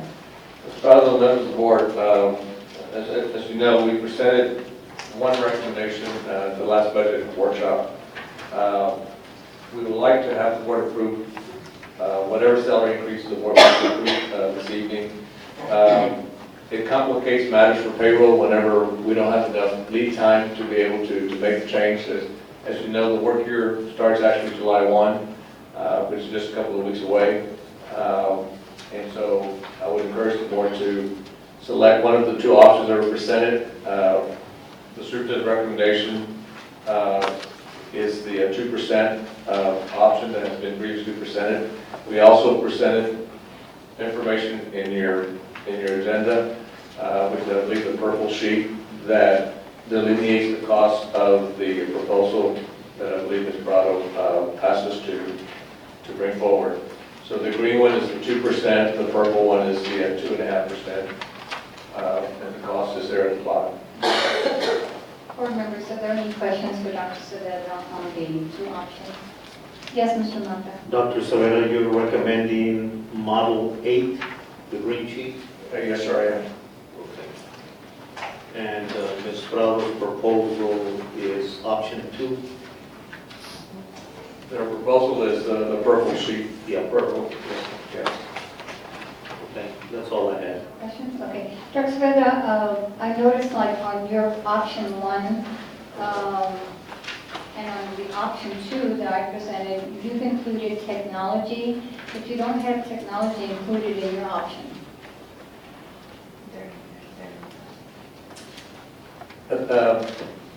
Monica, you can help with this. The separation of technologies is a recent recommendation by TASB. I'm not sure we had it at the time we did meet, but That is correct. What, in the compensation book that we were going to present is going to separate the technology department so that they have their own pay plan and they're not integrated with the clerical and technical support. It allows us to look at the market differently, it allows us to market them correctly. So TASB proposed that we separate them. So at the time that we had this green sheet, they were part of the clerical and technical, but now we're asking to separate them, that's what we have them listed separate. So, and when did you find out about the separation from technology that had to do their own plan? When were you aware of that? When we were doing the compensation plan, which is the last board meeting, that we were proposing that they be separated. Okay. But we have not gotten that approved yet. But we showed it here. Okay, so it's not been approved yet. The compensation plan has not been approved yet. No, I know, but separating technology from the other groups, that is something you've done based on the recommendation from TASB. It's a different group in itself now, because you have instructional support, clerical, technical, and now you've included technology. So they're no longer a part of the auxiliary, right, or the manual training? Yes. Okay. So why wasn't that change made on the option 1? On Model 8? Yeah. This was the original documentation we received from TASB. Okay. She was working on the changes for us, and so they separated for us here just to show that they're separated. If the compensation book gets approved that way, then technology will be separate. We can put them back in with the other groups if we need to. That's not a problem. Okay. I guess what I'm getting at is, because it's not in Dr. Saveda's option 1, and there is a cost added to it because it was added to option 2. So should this sheet be updated to include technology so we can have the final numbers? it's actually the numbers are the same. It's not broken up into a separate category as you have under the purple page. But if you start counting the number of personnel units, it equates to exactly the same number. So where is technology in option 1? It would be under clerical technical, where you see 119 employees that are being affected. Now, when you look at clerical technical on the purple sheet, you'll see only 108, a difference of 11 employees. Those 11 employees are the ones that are up there in technology. So the dollars are the same, the number of people are the same, it just simply doesn't show the separation. So it was already included in there, it's just it wasn't categorized differently. That's correct. Yes. Okay. All right, I thought maybe there was something else added on there. Dr. Saveda, I have a question on the option 2. I think when I recommended it, I think we decided at that time that we would do option 2 with the going from the midpoint and the adjustments as well, because that was a TASB recommendation, and I think the argument was we need to do that to keep up with the salary scale so it stays intact. And so that was the recommendation that you made, I think Mr. Hound as well. So I agree, because I think when TASB gives us a recommendation, I think we should consider it. And it looks like that's something that you follow closely on the TASB recommendations. But I wanted to speak to the option 1, Dr. Saveda, on your workshop here book, and I wanted to go through it with you, having to do with the salary compensation. On the budget workshop on June the 6th, it's book 3. Under 2016 and 17 revenues and appropriations outlook, pretty much in here, when this was presented to us, you've already incorporated the 2% salary increase for all employees. But that's in here. It's Yes. recommended 2% salary increase for all employees, and that was $985,794. And you also incorporated into this budget the increase in the minimum wage from $9.25 to $11. Correct. That was $73,000, as you said earlier. Correct. And also incorporated into this is the insurance, the increase of the insurance of $300, which was going to come out to $330,600 for all the employees. And then I think the other thing that's in here that's already been incorporated is your recommended budget cuts. And that was $1,326,445. So all of that is already in here. Right. And so even with that, and I understand that both proposals, and you mentioned at the last meeting, there will still be a deficit, and I think you said it was in yours, $871,753. I'm sorry? $871,753 is going to be the deficit based on your recommendation, incorporating the 2% plus the increase in insurance and the minimum wage. So even with that, we still have a deficit. That's correct. And you've already gotten all your cuts and everything put in there. So with the option 2, there's also going to be a deficit. And it's because it's a larger amount, it's going to increase by $597,484 for the option 2. And the option 2 actually will give the employees 2.5% as opposed to the 2% that you're recommending. So I think we can fairly say that both options is going to be in a deficit. Correct. So my question to you on your option, Dr. Savella, is since you've already implemented the cuts, where are you going to get the $871,000 from? We're working on it. We're looking for potential cuts. I don't have those. We'll have them for presentation most likely on the 27th. Okay. But I don't have that for you at this time. Okay, that's good. And that's what I was hoping. Yeah, and the other thing that was left out is the deficit increased by $115,000 with the master's degree stipend. That was and whether that was on us or on you, it was an added $115,000. Right. Yes, I realized that. So actually, the combined, your option, because your option was $871,753 deficit, with the $115, the deficit is $986,753 with the $115. And then with the option that I was proposing, it was going to be a deficit of $597,484. So the total deficit would come out to 1.584. That's correct. Total. Okay. So either option, we're going to have a deficit that we're going to have to work through to come up with funding. And you just finished saying that hopefully you'll have that to us in the next workshop on the 27th. What we're working on is making up a deficit of approximately $900,000, which covers the 2%. And we'll keep working to see if we can cover the stipend as well, that additional $115. The difficulties I communicated earlier to the board would be finding reductions for the additional $600,000. Right. Now, the 6 is the option 2. Is that what that is? Which is $597,000. I think in looking at the budget and looking in previous TASB studies, because I know that you are really, TASB study, that's the thing that it's like, if they say something, we're going to do it. So I've looked at TASB studies, and I'm thinking, looking at that, I too think that we can find enough money there to cover the $597,000 to give this employee the 2.5.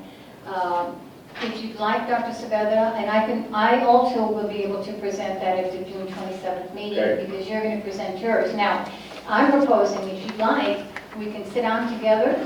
Of course, any board member can sit down with you and go over the budget, and we can put our heads together and come up with the monies that we need for this deficit that we're going to have one way or another. or we can present it both at the June 27th meeting. Sure. And then this way, we both agree, we want to adopt a budget that is balanced. We don't want a deficit budget. I think you have said that already in the past. Right. I've always said that, that's our goal, we need to adopt a balanced budget. And I think working together, I think we can do that. I'm sure there's monies out there that we just have to find it and work into getting the employees as much as a pay rate possible to be competitive with other districts. Right. So I think with that being said, if there was no other questions, I make a proposal that we table this for the 27th, and I know you're concerned about the timeline, but that's only a week away, and that you're coming back with your budget on how you're going to come up with that money, and I'll come up with my numbers on how we're going to come up with that money, and hopefully we can come up with a balanced budget and give these employees the 2.5% increase. So at this time, I'd like to make a motion. I have a question for Dr. Saveda. As soon as the motion is made and seconded, you can ask the question. I make a motion that we table the compensation plan for the June 27th board meeting. And do I hear a second? Second.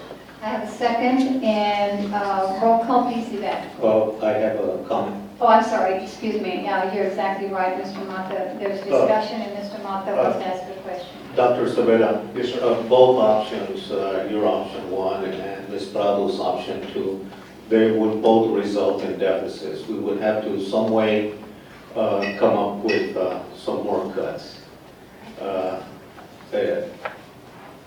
Ms. Prado's proposal would probably be increase more in the deficit. Correct. Which would signal more cuts. Correct. Okay. That's all I have. Thank you, Mr. Mata. We have a motion, and I think I heard a second. All in favor? Roll call. Roll call, please, Yvette. Mrs. Prado? Yes. Mrs. Estrada? Yes. Mrs. Rospigliosi? Yes. Mr. Mata? No. Mr. Longoria? Yes. Mrs. Guerra? Yes. Motion passes. Thank you, Yvette. Okay. Ms. Brown, just for clarification. Yes. What's being delayed is a vote on salary increases, correct? Not a compensation plan? On the compensation, we haven't voted on the compensation. No, I know that. That's not on the agenda. The only thing on the agenda was pay increases. Which is the hourly wage? Well, hourly rate you've already approved. You should have a vote on that. Right. But it's salary. Raise the minimum to 11. Well, yes, raise the minimum, right. Right. But all other salary increases is what's being delayed. Right, so the 27th. The only reason I'm correcting this is I believe you stated compensation plan. This is not a compensation plan Well, on today's agenda. It's the, Salary increases. okay. Yeah, the compensation plan will come to you the day that we adopt the budget, which will be that book that we already present. Is that, is there, so what exactly will be getting on the 27th then? Because I think on the 27th on your schedule, in front here, you say that on the 20, oh, no, I'm sorry, on July 27th, you're going to present a detailed budget. Is that correct? That's what we're aiming for, yes. So that's when the July next- 27th. That's when the next budget meeting is after that. Right. So we won't get a detailed budget until then. Correct. Correct, okay. Right. But your delay was to June 27th. Yes, we don't want to delay until July. Concerning We want to salary get it done increases, right away. Okay. Exactly. Ms. Prado, could I get some clarification, please? Yes. Okay, under Dr. Saveda's proposal, option 1, in administrative professional, he's proposing a 2% across the board. Is that correct? Yes, sir. Okay. Then we go over to option 2, which is Mrs. Prado's recommendation. And I look at administrative professional. Now, what would be the reason to single out 2 employees that will only get 1.5%?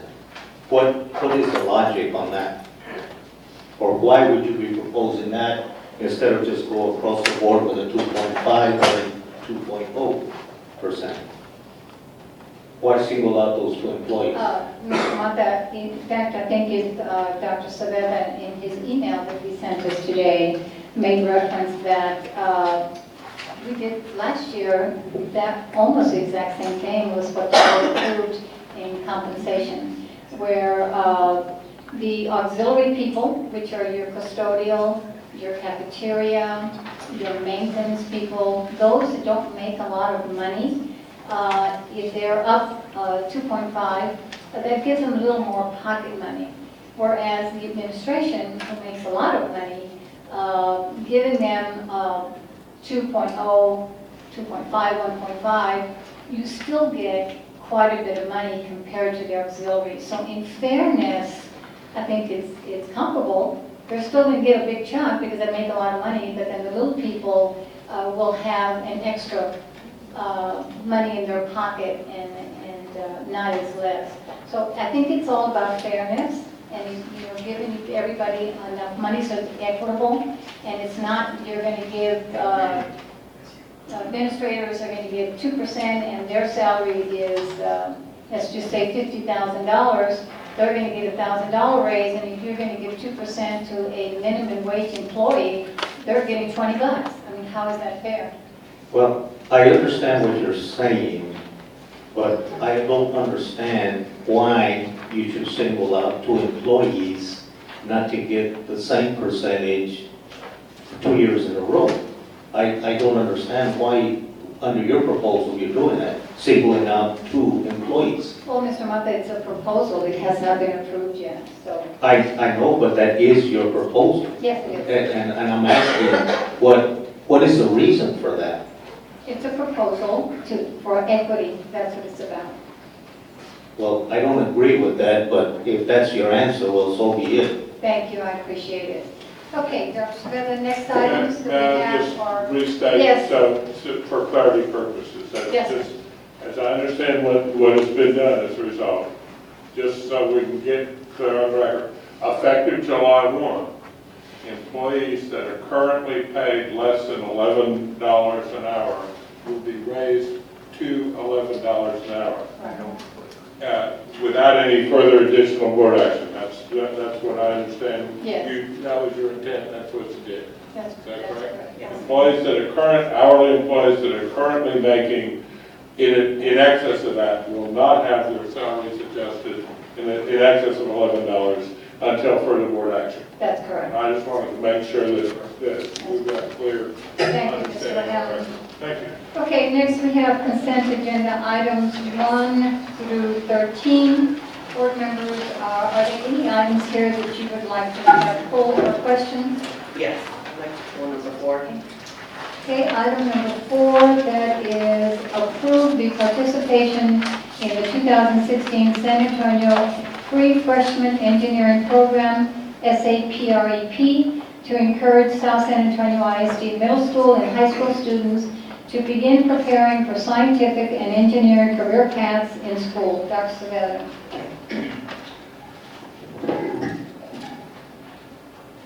This is the participation agreement concerning the prep program.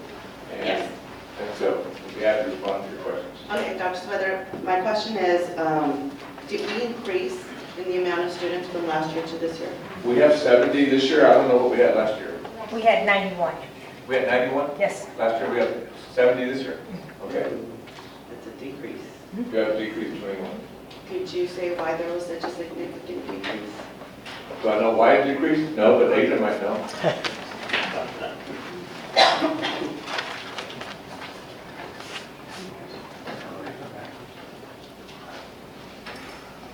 Okay, so this year, we did have 70 students attending the 6 locations. Last year, we had 91. I think the biggest difference between this year and last year is our focus has been to build the programs within our district, such as the ACE program and STAR-Base. And we are promoting, prep the same way that we always have been. I think the biggest difference is just trying to make sure that we're building capacity within the district and supporting all programs. I know that one of the major differences that I noticed was last year we did have a meeting to, I'm not sure if all campuses did, but I know Kaizen did have had a meeting to inform the parents that there was a deadline coming up and that there was going to be assistance in filling out the application. And so I know that created a really good boost for this. And so I was just wanting to know what the numbers were and why there wasn't a meeting held this year. Sure, I would say that the meeting wasn't held mainly probably because I wasn't on board and we were trying to make sure once I came on board we could support that communication between PrEP and us. I will assure you that next year we'll make sure that that meeting takes place at all the campuses. Yes, I advocate for this program. I know a lot of the students who attend this program. It is a very rigorous program. It is very, on the behalf of the student, sacrifice, because it's a 6-week program, Monday through Thursday, 8:30 to 4 p.m. But it clearly, Dr. Saavedra prepares them in the 6th grade level to 12th grade, especially since we're having, we have that college credit that we're able to give our students. This is a fundamental program that will sustain our students in achieving those credits when they get to 9th grade. And so I really highly recommend that we, do a very good job at maintaining high numbers for this program. Because those high numbers will maintain for, our credits for the high school. So that was it. Thank you. Thank you. Any other items for question? I have one. Item that I got, number 3, I believe it is, the portables. Read Dr. Saavedra. We're good? Yes. The portables. Yes. Can you explain that to me, please? She's coming.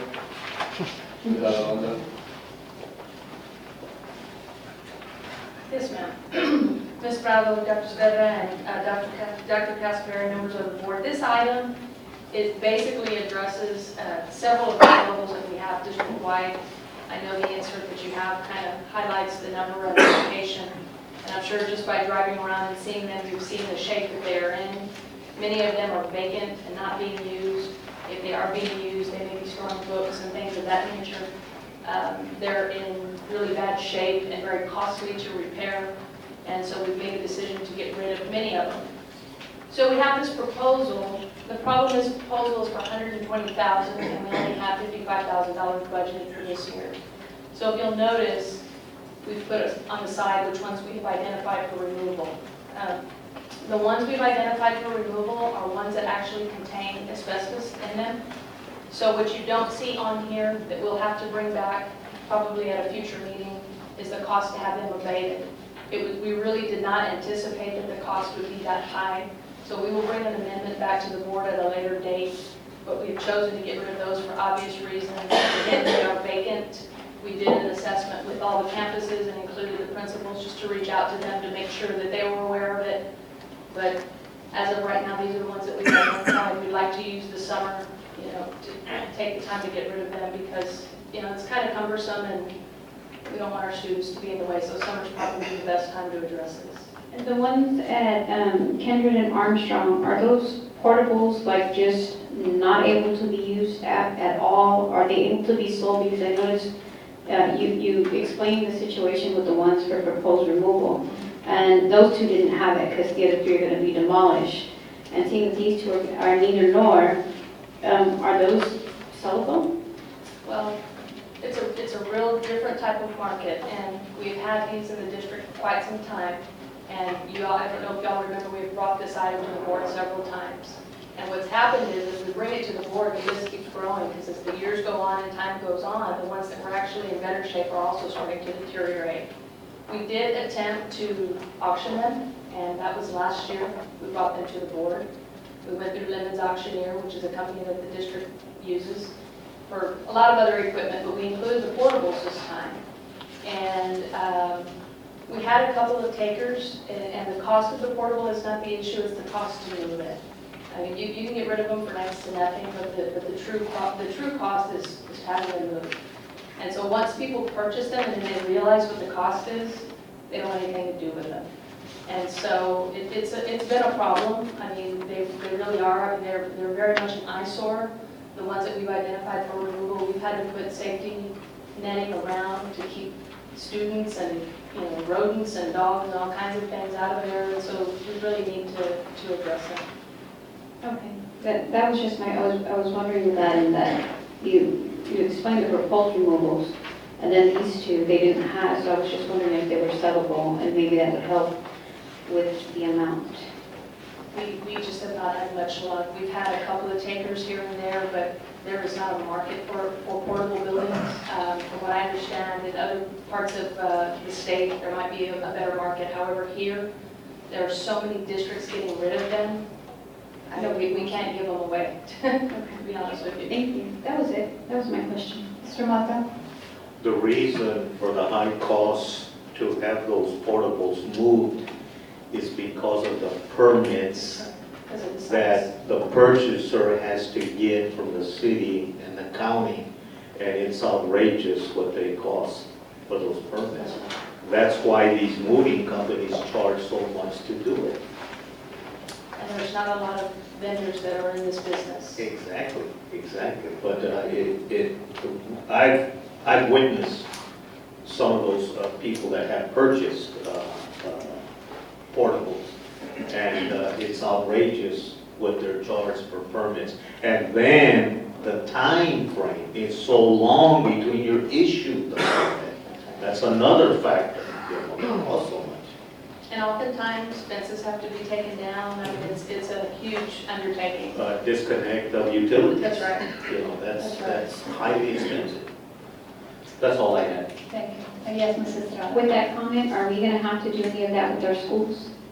Such as fences and power lines and so forth? The ones at Hazen currently are not connected, so that's okay. I'm not real sure about the fence. I think what would happen is, once it's approved, then the vendor will come out and kind of come up with a game plan.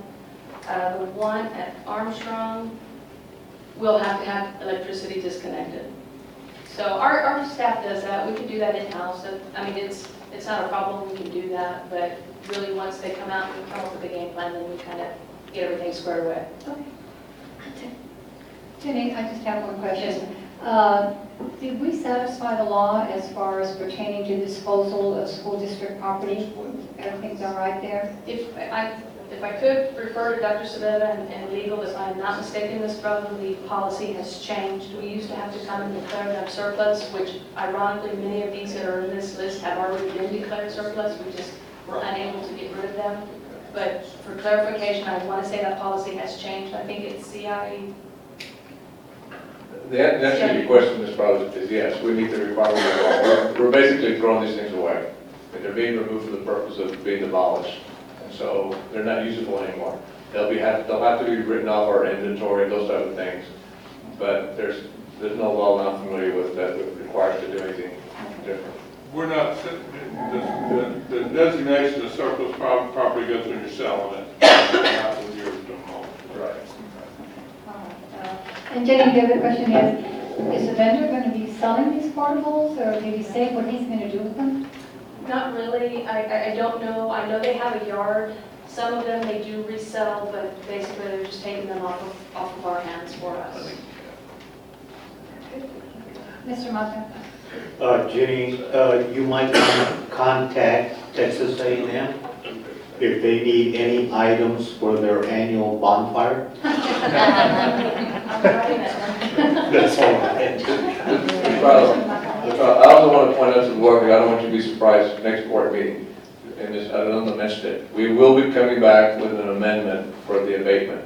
We learned about the abatement just a couple of days ago, and so that's why it's not factored into this. But I believe it's Roughly 32,000. about 30 grand or so to abate those buildings. But they need to be removed. We need to do something to get rid of them. So this item is coming back then? Now, the item will not come back. What will come back to you on the 27th when we meet again is an amendment to pay for the abatement, the asbestos abatement. And where's the funding on this, Jenny? The 19951? This is actually capital monies. I know capital is typically in function 81, but this was voted in function 51 for the removal of these. So we actually earmarked this money. Thank you, Jane. Thank you, Roosevelt. I do have a question. I have a question on number 7, which is the partnership between South San ISD and the Architecture, Construction, Engineering ACE Monitoring Program.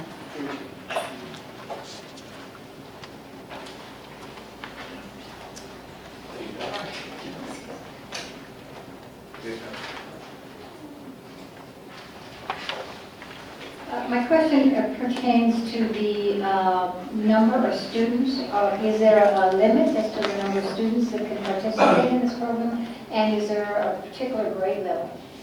Typically, the program across the city is targeting 11th and 12th grade students. And the way they do it is they base it on the number of mentors the program provides. So usually they try to work with 15 to 20 students. Some campuses have gone up to 25. I think it's a workable number to kind of reach for 20 because when you begin the year, you may have 20, and to end the project at the end of the year, you may end up with roughly 15 to 18. Very good. I'm excited about this program. We have an architect here. I hope he's excited about our program as well, and that he'll be one of the participants in this. They've been very good about allowing our kids to be a part of their organization. More than happy to. I think this is an awesome opportunity for the children that are taking architectural design programming on this. Thank you so much. Yes, Okay, I think one more question, and that's on number 10, and the body spray paint booth for the Career and Technology Department. Dr. Sevilla, when we set the agenda on this item, you did not have a cost for it as of yet. Do we have a cost now? We put something in front of Is that what that is? Yeah, that's what that is. And the cost is $95,000. And the funding source will be? Hey, monies? Yes.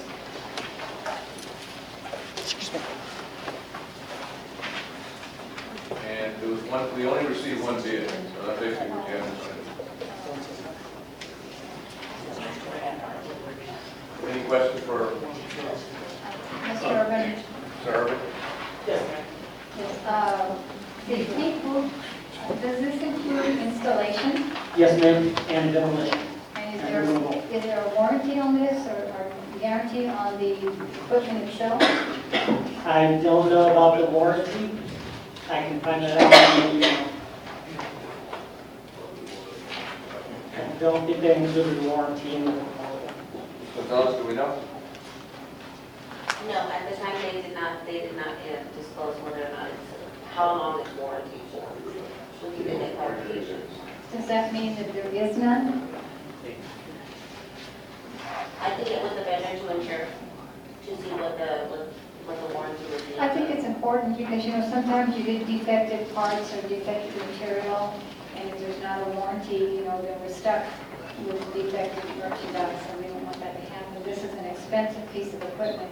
Is it one piece of equipment? Is that what it is, a booth? Yes, it's one piece of equipment where the vehicles pull into the booth, and it's replacing an antiquated one. I think it's about 4 years old. It was put together in 1976.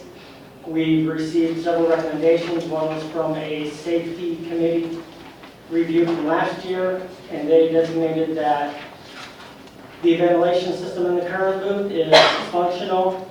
The combustible vapors are seeping into the shop area. On the date of the surveys, the fumes were nearly unbearable. So I've taken corrective action to clean the ventilation systems, but that's a temporary fix, not a long-term fix. Also, the doors had to be adjusted because they were not closing completely. And that's also a temporary issue because we can jimmy them to work for today, but over time, they're going to revert back to the disrepair situation that they were in during the inspection. Also, I had to instruct the instructor, Mr. Gonzalez, he's not to use any sanding. If he's going to be working on the vehicle in the booth, he's not to use any sanding equipment, any welding equipment, or any equipment would cause a spark or a flame due to the danger of the vapors coming out.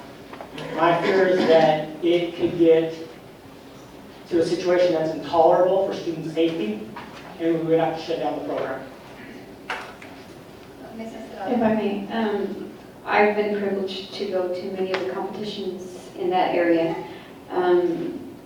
The last one that we held, we had districts from all over San Antonio, and I believe even Somerset came out, and a couple of others, and we hosted that.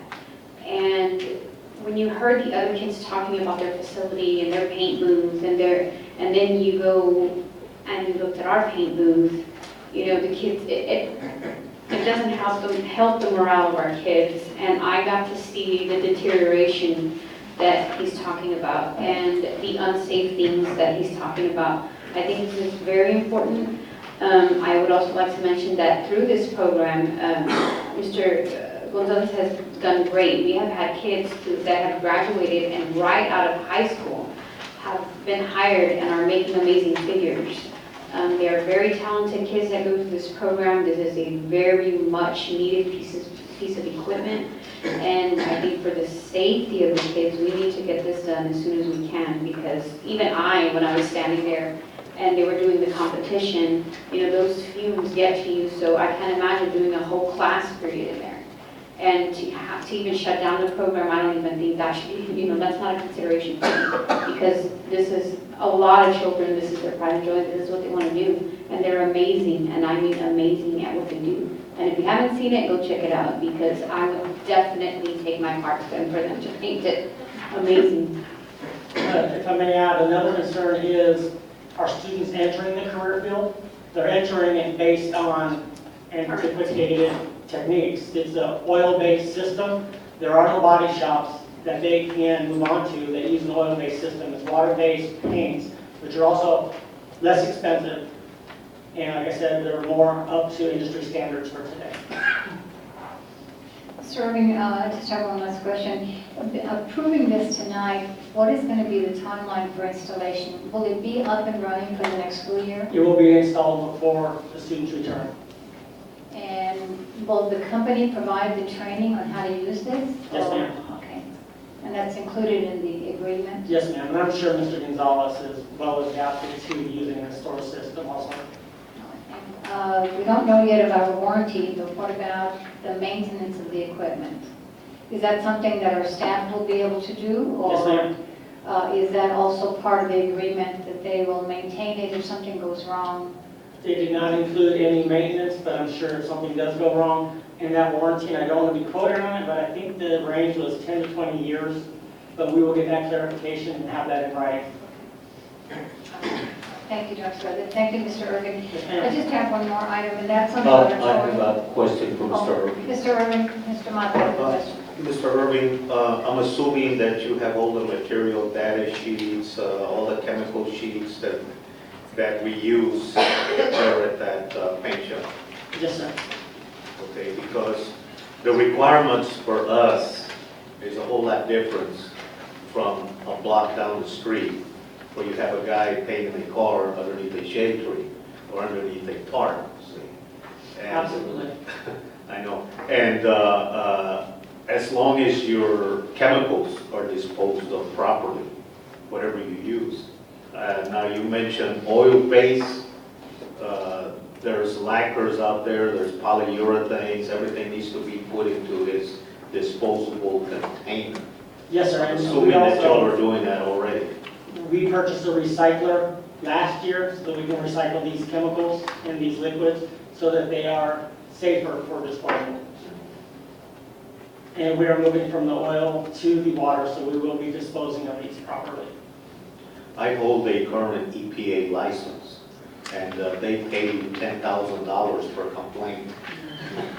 Thank you. Thank you, Mr. Irving. Thank you. I just have one other, and that's on the auditorium, that's item number 1. Looks like it's a change order request on the contingency fund of $16,844. I'm sorry, the contingency request is $16,842.76. Our contingency is $16,844. How did you manage to get it to the payment? Well, I guess I gotta ask the architects, they got pretty close. Because that's depleting the contingency. Right. Everything's gone. Yeah. So how did we manage to get all this extra work to the T? You have an excellent contractor. No, he was higher than that, and we negotiated him to what was left of the contract. Okay. We received a breakdown with some of the items that the contractor is willing to donate to the district. What was it, about $11,000? No, 25,000. 25,000. Since we're on the subject of auditorium, have our issues with the roofing, are those done? The roofing, yes. Yeah, the roofing, let me respond to this, because that's the reason I asked him to be here. We learned today that there's still some leaks, but not coming from the roof. It's coming from the vertical walls up in the roof area. And I don't know whether Mr. Davis or Jorge can explain it, but we will have to come back with a change order at probably about the $15,000 range. Again, it's not on the agenda, we learned about it today, but I do intend to bring it back to you as soon as possible. We have a presentation to explain it if you'd like. You have it today? Yes. Oh, okay. Let me ask council, since it's not on the agenda, it really is a different item, can they do a presentation tonight? What's related to this? It's germane to the item, so it's okay to do that. Yeah, you can, it's a report, germane. Yeah, it's not an action item, it's just a report. And before you do that, Ms. Estrada had a question. You said that you just learned about this today, Yes. and it hasn't rained for a few days. Why did we just learn about it today? I was told today. Oh, I'm not sure why. And Yes, in the last heavy rains that we had, there was water intrusion in the building. It's real difficult to locate sources during a rainstorm, so we came back after the rain had passed and did a water hose test on the building where you spray the walls with a big hose, try to make water get into the wall and see what's coming through. We finished those tests when? Wednesday, Tuesday last week. Tuesday last week, and we wanted to get a proposal together with the contractor for the fix and bring you the problem and the solution for it. Jorge's put together a nice presentation that kind of explains what we covered.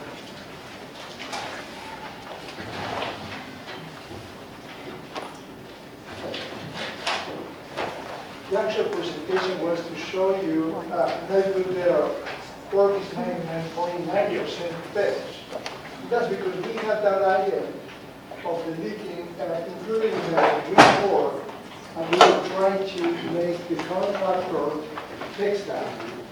The working contractor came several times, and he fixed the flashing on the roof, and he was coming back and couldn't find where the leak was. So we performed, and I'm going to slide all the way down to the last.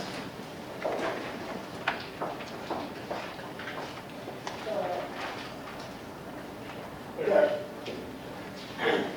As you can see, we're performing there the water test. So after we sprayed the flashing at the bottom, we sprayed the flashing that is at the top, no leaks appear. And we start spraying the wall.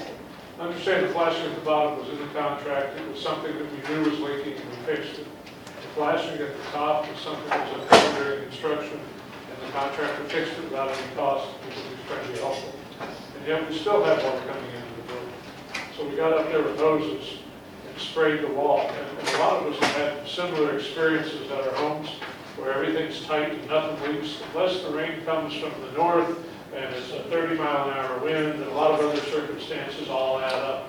So what we tried to do was simulate those circumstances with a hose and try to figure out what was happening. And that's why they don't always appear. In lighter rains, it didn't leak. In heavy rains from the other direction, it didn't leak.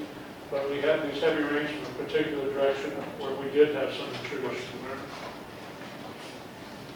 In that wall, we found those little cracks and those joints. Now, these are control joints that are used to keep the plaster from cracking. It allows the plaster to move as it heats up and cools off.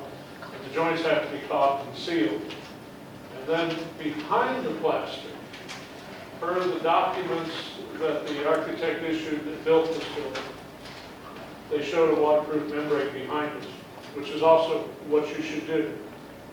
Only we discovered it didn't get built that way. There is no waterproof membrane behind this plastic. And as the caulking began to give way over the years, the water found its way in. May I ask, when we did an inspection, what did that inspection include? Did we look for things like that, like it not including what you're saying that it should have had? Why was it not Well, found those in? things that are visible, we did. The membrane behind the wall that's not there, you have to have a situation like this, and be willing to cut a hole in the wall to determine what's going on. We didn't cut the building up when we did the inspection. This was something, the plan showed it's designed properly. We had every anticipation that the contractor built it properly.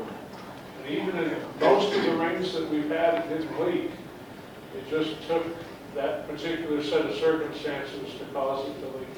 And every time we have the rain from the right direction and the wind speeds 15, 20, 30 miles an hour, you're going to have that problem. That may be 10% of the rainstorms, but it needs to be fixed. Mr. Longoria? Did we get in contact with the contractor and ask him why this shortcut was taken? That was 25 years ago. Oh, that was, okay. So you're talking about the beginning when the building We're was not first about, built? we're not about the original building. Gotcha, okay. You know, we discovered a number of things in that original building that weren't done per code or per the documents that were bid and issued to the contractor 25 years ago. We found missing firewalls, and missing systems, and now some waterproof membrane that should have been behind the plaster that wasn't there. You know, it's always tough to know where to draw the line. We don't want to cut up a seemingly perfectly good building to see if everything was built right. We need to cut holes through an exterior wall to see if the membrane was back there. If we had, I'm not sure we would have done a whole lot because it took that kind of freak rain to uncover the problem. So this can happen again? The solution that we've got for this is to caulk up those joints so the water can't enter them, and then put it's like a waterproof barrier. It's a type of paint, but it's elastomeric paint. Yeah, to cover the whole thing, which is a solution that is good if you maintain it. You're going to have to go up there every 10 years, 15 years, at most, probably 10 years, and re-caulk it and make sure everything's still stable. The other alternatives are tear all that plaster off and rebuild it correctly. That's a lot of money. We can put another exterior surface on the outside of the plaster. We have a price for that. It's put a sheet metal siding on it, basically. And that was how much? $35,000. Given the age of the building and the district's ability to do maintenance, we thought that the cheaper solution is probably the most realistic, right? Are the leaks impacting the use of the building? No, not really. But it's starting to stain some of the new ceiling tiles, so we need to get it fixed. We want to look nice. We're proud of what we probably made where that building came from. I don't want to see stained ceiling tile. Any other questions, board members, for Ms. Bailey? Thank you, Mr. Davis, for your presentation. Thank you for the bad news. Well, the good news is 99.9%. Good news, we're almost out of here. Okay, board members, then we're voting on the consent items 1 through 13. Do I have a motion? I move to approve consent items 1 through 13. I have a motion by Mr. Mata. Do I have a second? Second. Second by Ms. Estrada. All in favor? Aye. Opposed? Motion passes. Thank you. Next item is now closed executive session. Pursuant to the Texas Open Meetings Act, Texas 551.071, 551.072, 551.074, 551.076, 551.082, 551.083. Number one, discussion concerning personal matters pursuant to Texas Government Code 551.074. And number 2, discussion with conservator concerning the roles and responsibilities of a superintendent and board of trustees. Texas Government Code 551.074. And I think, yes, Dr. Castaneda had a comment to make. I'd like the record to reflect that the conservator will not participate in item number 2 in closed session. If you'd like to have that discussion in open session, I'll be glad to participate with you, but I don't believe that qualifies as a closed session. Council?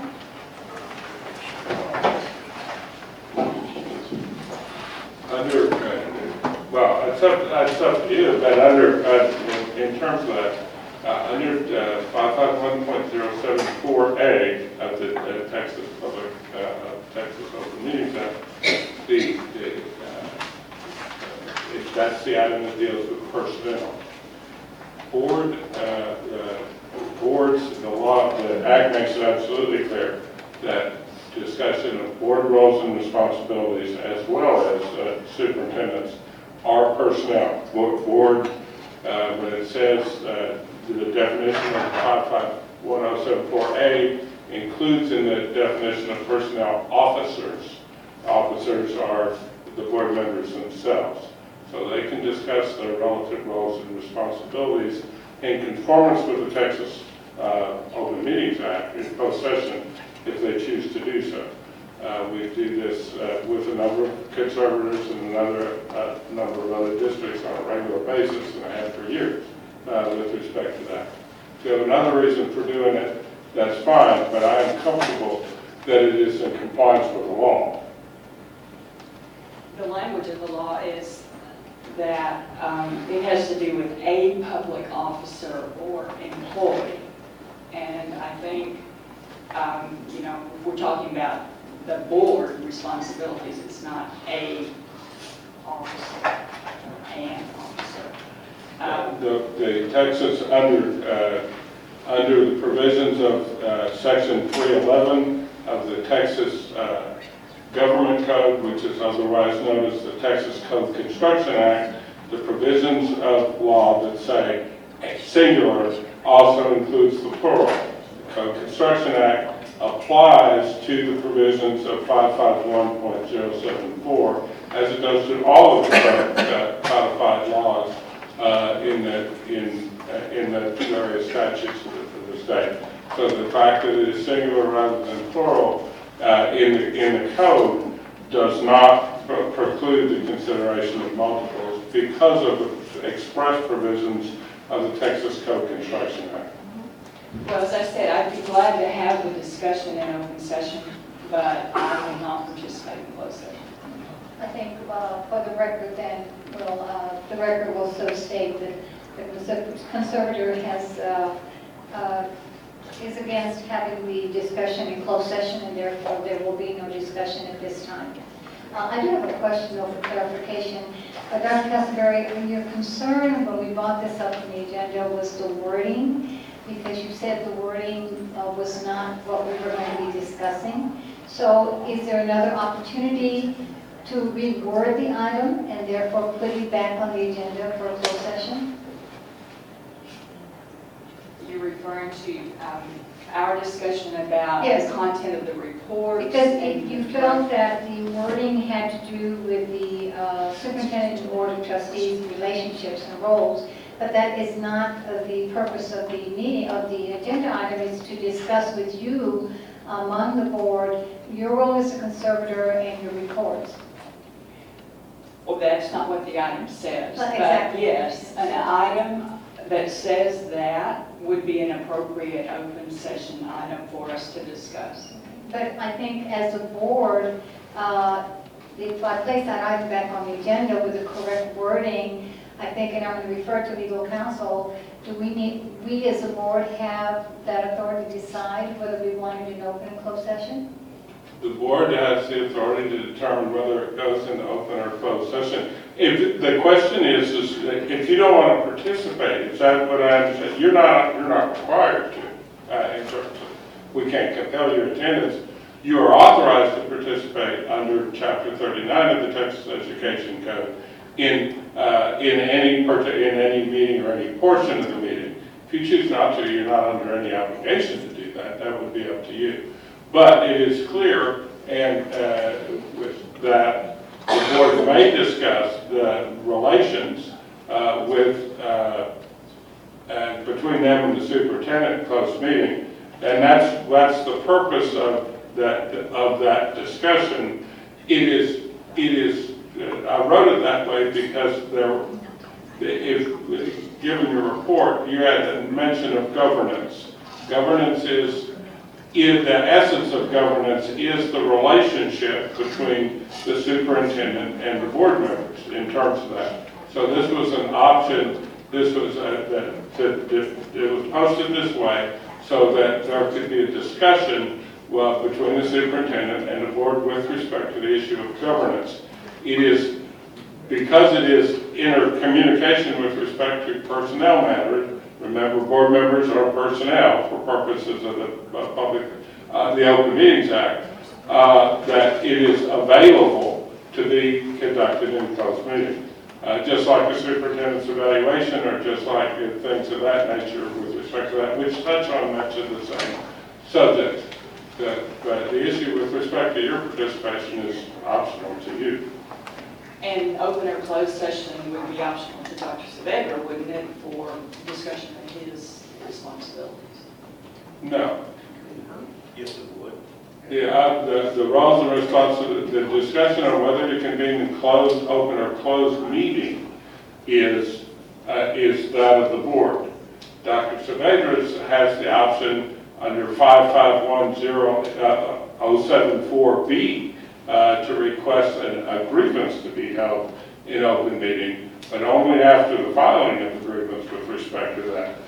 Discussions with respect to personnel, the determination of the prerogative belongs to the board, not to the superintendent, not to the body. Okay, well, I think Dr. Castleberry, it's obvious that you don't want to participate in this particular item today. So, but we do have one item that is for discussion. Yes, Mrs. So Dr. Castleberry, if the board agrees to do this in open session today with what you just discussed with Ms. Parado, you're willing to do that in open session? Was that what? I want to make sure I'm hearing correctly. If the discussion is about the roles and responsibilities of the board and the superintendent, I am willing to participate in open session to do that. If the board wants to talk about the content of my reports, my directives, and my role, we haven't posted an item that says that. I'm more than happy to do that at a meeting where it's appropriately posted. Better answer. Thank you. Okay, board members, the time is now 9:08, and we will convene into closed session. So we're only discussing one item? That's correct. Okay.